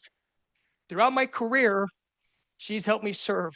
Throughout my career as an administrator, when we've had officer-involved shootings, when we've had bad events, I'll call her and I'll say, Mary, put her on the spot. Say, Mary, can you make a meal for me for a family? And she'll say, yeah, how much time, when do you need it? I'll say, how fast can you get it done? Every time she's had it done. And then her and I together, or myself, one of my kids, will go and we'll meet with the spouse and we'll meet with the family and we'll explain the process. We'll explain, here's what the next days are going to look like. Here's resources for you. I know that this is unknown. I know this is unknown ground, but we're family and we're going to take care of you. Because beyond the education and the experience, I care deeply about the employees that work at the sheriff's office and about this county. My name's Aaron Perry, and I ask for your vote. Ladies and gentlemen, my job as the sheriff is to keep you safe now and the future. That is my job, that is my charge, and to represent you to fight against bills that are unreasonable, that are hurt on the Capitol, that take away from your constitutional rights or tax you in hidden taxes. It's my jobs. I hope it's been apparent that can be very much a bulldog or tenacious person. I have 3 jobs that I've held for the past 4 years. 2 of those jobs I've held my entire career. I am very much interested in trying to get after the problems and solve them. I'm sick of just dealing with the problems time and time again and never really coming to a solution. And I think one of the big failure points on why that's been the case is by and large, law enforcement always comes at problems and says, we have the answer, we're going to do it our own. It's not going to be able to be accomplished on our own. We need to be able to open up. And again, that is why I've opened up that avenue of developing those wide relationships, because this is not a one-man show. I need to be able to listen to the people in all areas of government and to be able to make a decision as the sheriff, what is best for the people, what is best for their future, and how can I help protect them? By and large, I have seen within government itself, people not paying attention to secondary and tertiary effects of those decisions. If I make a decision as a sheriff, I should be wondering and planning out what those trickle down effects are going to look like for everybody in other cities, the state, and individual citizens. I need to be able to make sure I'm paying attention to those things. I need to make sure I'm listening to those experts, because I'm not going to know everything, but I will tell you that the experience I have is extremely broad. Too often we have folks in law enforcement, that's the only thing they have ever done. We got to open up our vision and see that there are a lot of other things. I appreciate you coming out today. Thank you for your time. John Atkin. Thank you so much.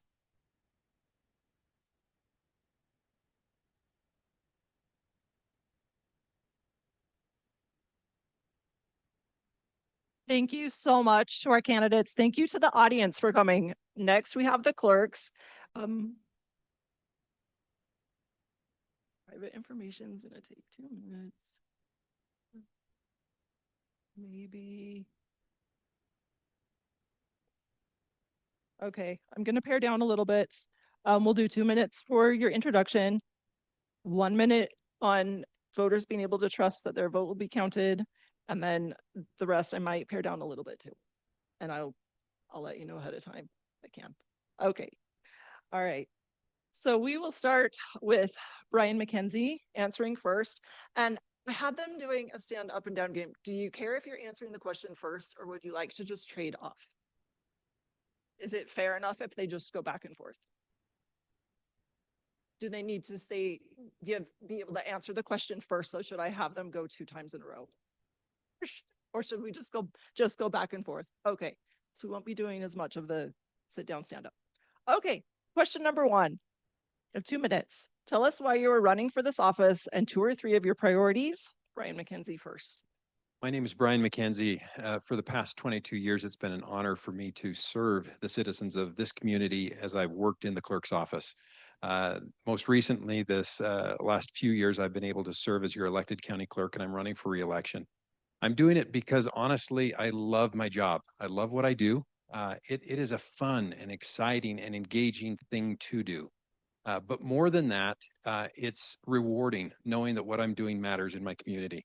As we run elections, as we help people with marriage licenses and beginning life together, as we have many young missionaries coming in and getting passports and hearing about where they're going, or people going on vacations, and also helping people gather their records that they're interested in, and really serving the community. So I love what I do. I work really hard to be good at what I do and to make sure that we're serving our community the very best possible. I've got a bachelor's in business administration. I'm a certified elections registration administrator, certified through Weber State's vote certification program. Currently working on certification in privacy engagement, privacy management. I'm also a certified records officer with the state of Utah. So I've got the time in the office, the education, and the skills to run in this office, and I would love to continue to do a great service and job for the citizens of Davis County. Thank you.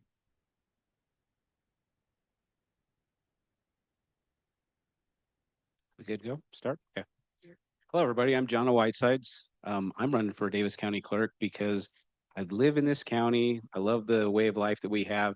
And so you've heard a lot about, taxes, how that affects us, how that impacts us. Well, so does the role of the county clerk's office. We look at elections. We look at, as Brian had mentioned, some of those other things, records, privacy. And so what my goal is to bring a continued increase level of transparency, accessibility, and accountability to the clerk's office. Now, while I do not have any experience in elections, I come from a background of 18 years of auditing state, local agencies, at times having to go in and question whether those programs, so not just the finances, but programs, do they benefit the taxpayer? Do they benefit, in this case, the voters? And so my goal would be to go in there as an objective eye and say, what are the things that have been done? What are the things that could be improved? And are we doing this? Everything we do should be based upon serving the public. And so that's kind of my reason why I'm running. I have a background in business as well. I have a master's in business. I'm also a notary public. And again, I live here in Davis County. So I think the quality of life that we can continue to have is unparalleled with a lot of the other state, the rest of the state, a lot of the nation. And so I want to do my part to ensure that we have that quality of life as it pertains to our records, our elections, the daily things that we have to do as citizens of this great county and this great state. Thank you. Okay, question number 2. We'll cut down to 1.5 minutes. So question number 2, we'll have Brian go first. Can Davis County voters trust that their votes will be counted? Why or why not?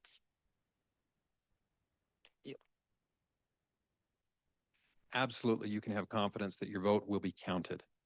We have a number of things in place to help ensure that. Number one, we make sure that our voting systems are secure. I'm a certified technician on our voting systems, so I know how they work. They're never connected to the internet. They don't have the capability of being connected to the internet. Our voting systems go through rigorous pre-election tests. Those tests are open and public to where you can come and observe that. In fact, my opponent came down and observed that process when we did that just last week. We maintain strict chain of custody of those voting systems. And we make sure after the election that they're certified and tested with our post-election audit. I implemented a citizenship audit of those voting systems to ensure that we can have confidence in our system. I focus on transparency in election because I tell you, not only can you trust that your ballot is going to be counted, but you can verify that your ballot is being counted. You can come and have a personal experience in elections. I believe that that's the best way to learn. I'm a strong advocate for transparency in elections, making sure that it's there. I have the knowledge and understanding and experience to make sure that that happens. And you as a citizen can come in and check that and verify yourself, whether it's watching the counting process or signing up to get notification when your ballot is received and counted, or in some cases it's rejected, you can get that notification as well.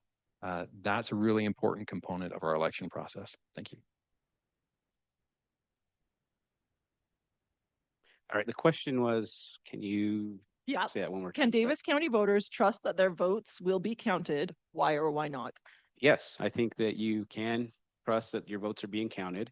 And what I would say is that I think there's about 200,000 registered voters, at least based upon the official canvass report from last year.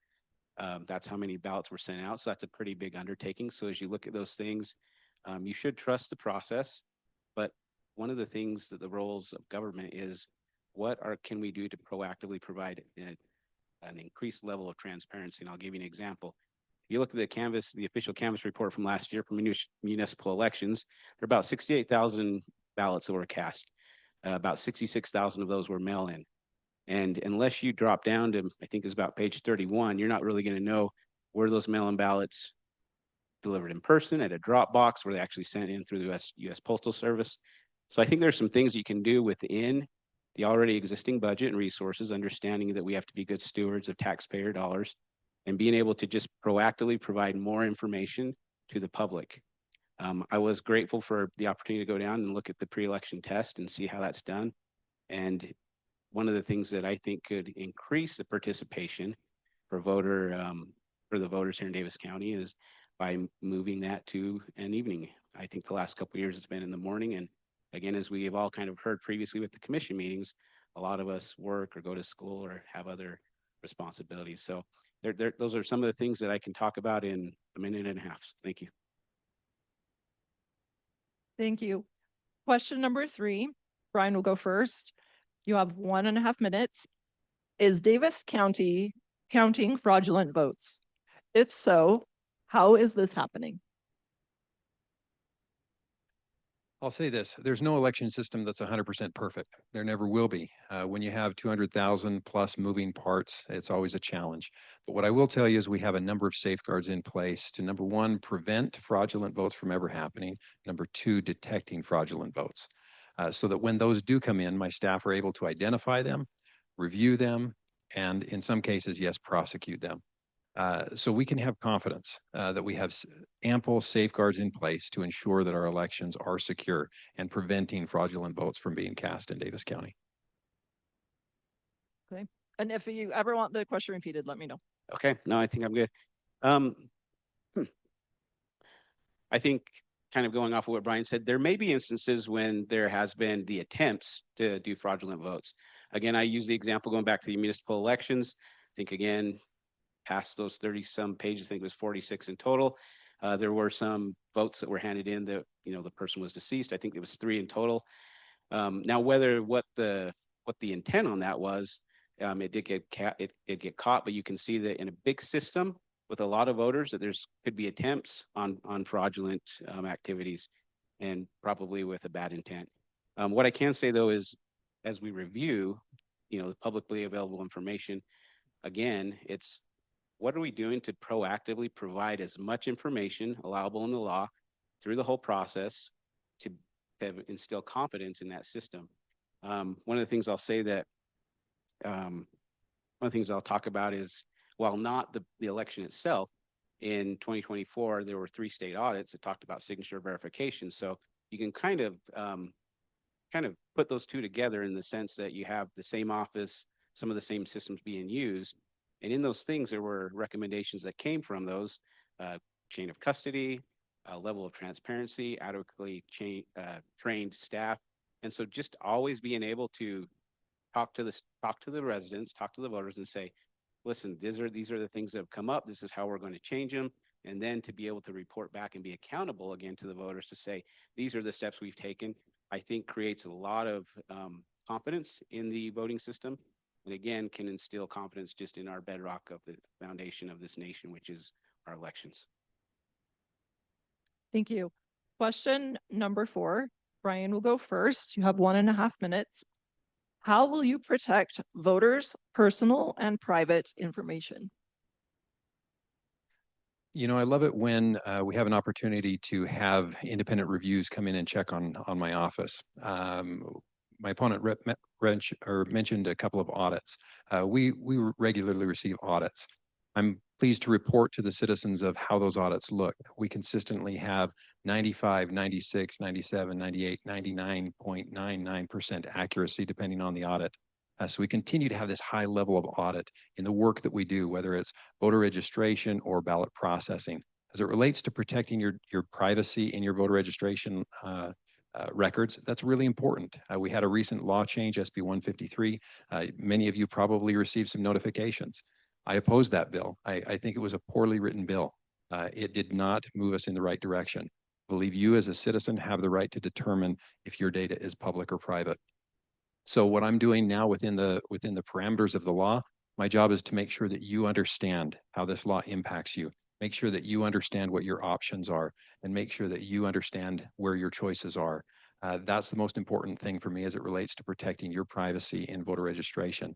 Now, I will make sure that we will release records according to the law. We're bound by the law. It's important to respect the law. But I'm also there answering the phones when you call and you have questions about those type of things, where we can help you better understand that process.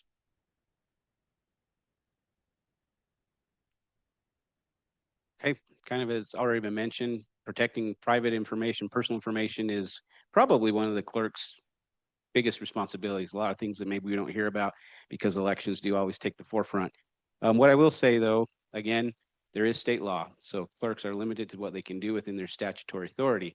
However, that does not preclude a clerk, if I were to be voted in, to again start forming coalitions, working on Capitol Hill with legislators to see the trickle-down effect of how legislation affects everyday citizens. And so that would be one of my priorities, to get up there and not only speak to the bills, but to be working way ahead of the legislative session to say, what are the things that we can do to the laws that are already on the books to be able to improve it for the benefit of citizens, voters, in our communities.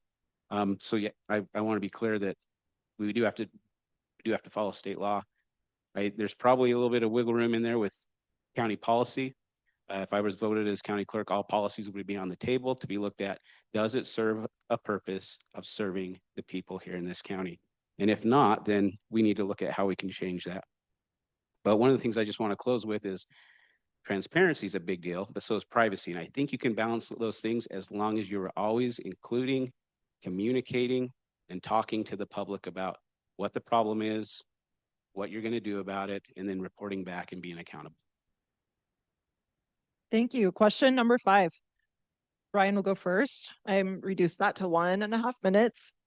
Are there any voting process changes you would bring to the county clerk's office? As it relates to everything that the clerk's office does, there's always room for continued improvement. One of the things that I do with my staff is after each election, we get together and we talk about what went well and what we need to improve upon. And we take those things and we implement them. So a couple of things that we've just recently done that you can see as it impacts the citizens. We've revised some of the instructions that come out in your ballot. You'll see those as they arrive Tuesday or Wednesday or Thursday this week. That helps you better understand some of the legislative changes and how they impact you. Another thing that we did is we implemented a new voter insight portal. If you've been to our website and you've seen the listing of candidates, you can now sort those by races. You can search them by name. You can see all of the candidates' information there, their photo, their bio, things like that. You can also, it links to their financial disclosures.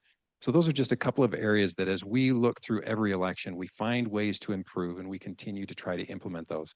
Now, the possibilities for improvement are endless. Unfortunately, resources and time are not.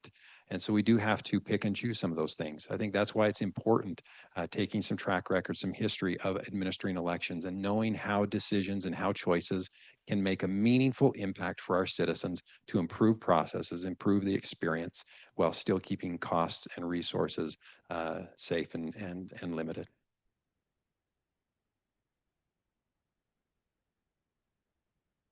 Okay. Yeah, there are processes that I would change in the clerk's office. One of the things too, though, I would understand is I need to go in and understand what I don't know. And I think that's very important to not come in again with maybe a sledgehammer and really try and understand what are the policies again? What are those things that are maybe ordinance that I can work with the commission in either changing, modifying, or eliminating altogether? And then part of it too is I've kind of already talked about this a little bit.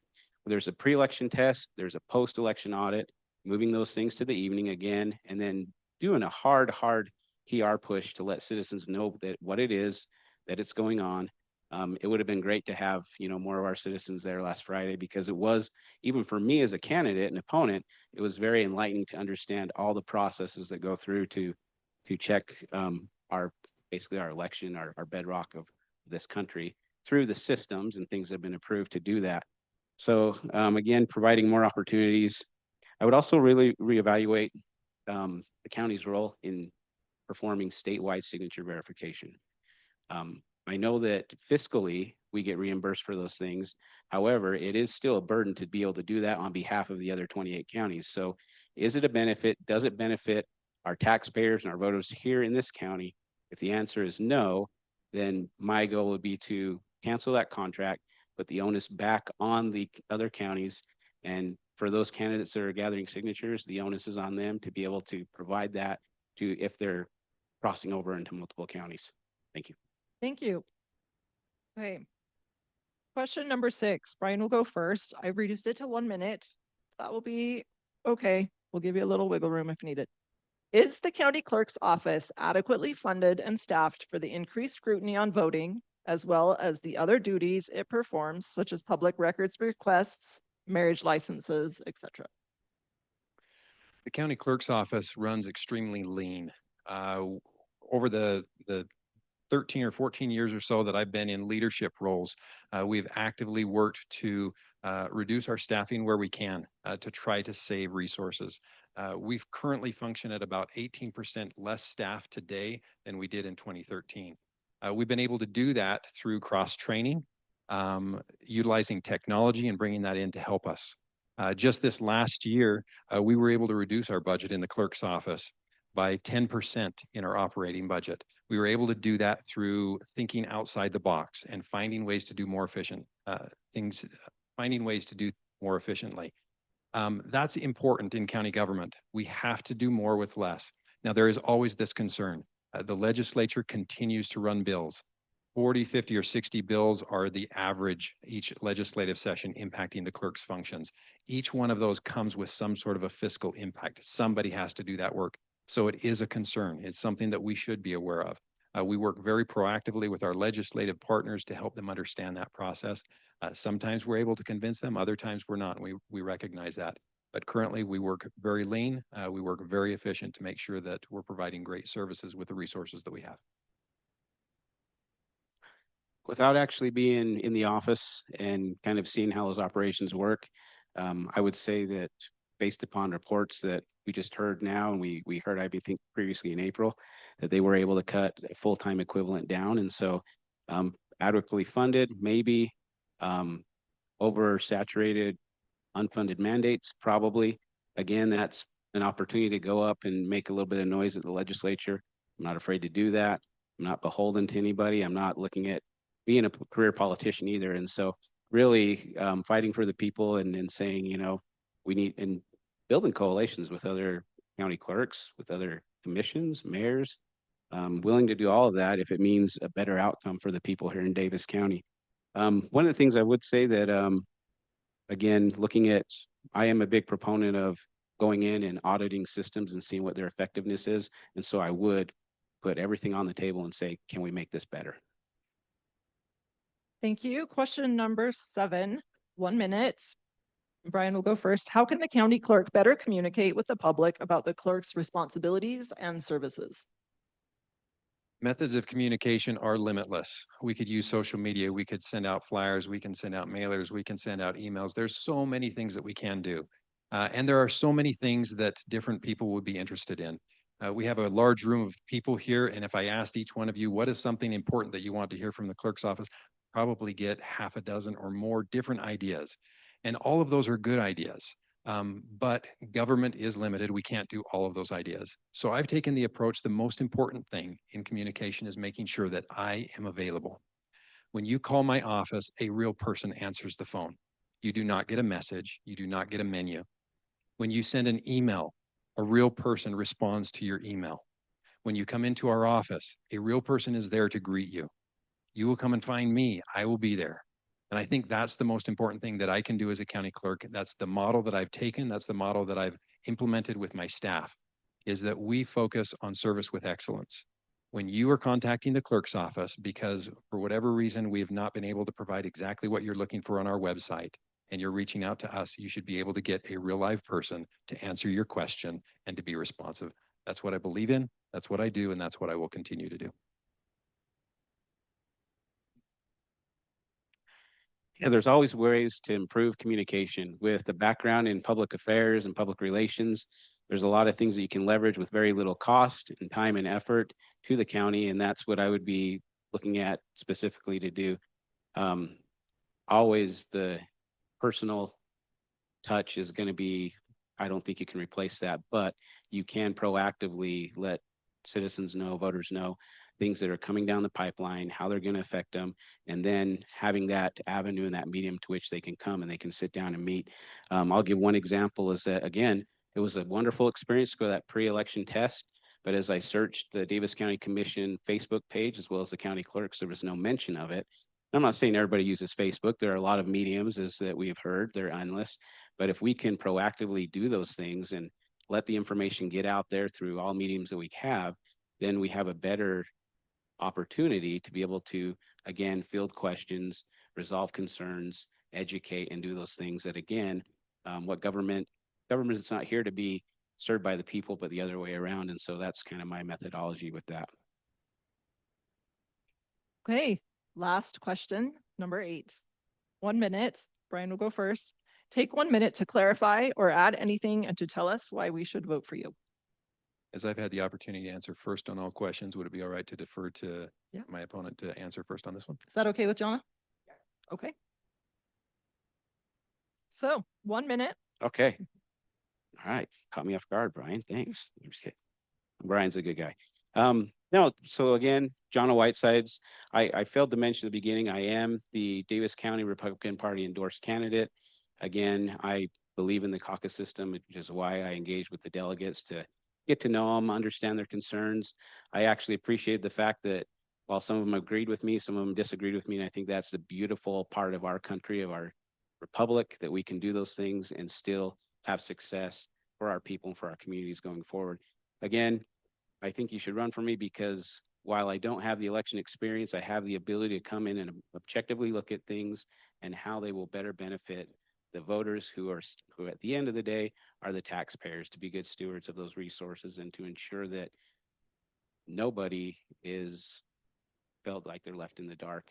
And not because government is trying to do that by purpose, but typically government has not been a good communicator, as history has shown. Thank you. Thank you for being here tonight. Again, my name is Brian McKenzie, and I am running for re-election as your county clerk. I have truly enjoyed my career in public service. I believe that it's an honorable field to be involved in, to help our citizens understand how government can function and benefit them and work for their good. I think it's important that government stays focused on that, and realizing that we are not a separate entity from our citizens that we serve. That's how I've focused. That's how I've worked with my staff to make sure that everyone that interacts with the clerk's office has a positive experience in any way that we can make that happen. I come to you as an individual that has extensive experience and knowledge in this field. You as citizens currently are hiring somebody for this position. If you look at the qualifications for the office, what needs to be done, the skills, the talents, the knowledge that an individual needs to have for that, I am the more qualified candidate based upon those skills and that experience. I don't say that in a prideful way. I just say that to share with you. I have spent a career working in the clerk's office, understanding every facet of that office. And I've worked to continue to improve that office to make sure that local government works for you. I would love to have more opportunity to visit with you, answer questions that are important to you. I would love for you to come and have that personal experience in elections to where you can ask your questions and understand things. We do have an event this evening or this week on Wednesday evening. It's our open house town hall and tour of elections. No questions are off limits down there. And so please come down 6 o'clock Wednesday evening. You can tour the election facility and learn for yourself what happens in elections. It's a great opportunity. Reach out to me, ask questions, love to engage with you. Thank you for your time tonight. Thank you to our moderator and to the League of Women Voters for hosting this event. Appreciate it. Yeah, I'd like to have the audience clap for yourselves. You stuck it out the whole night. Now we can clap for our candidates.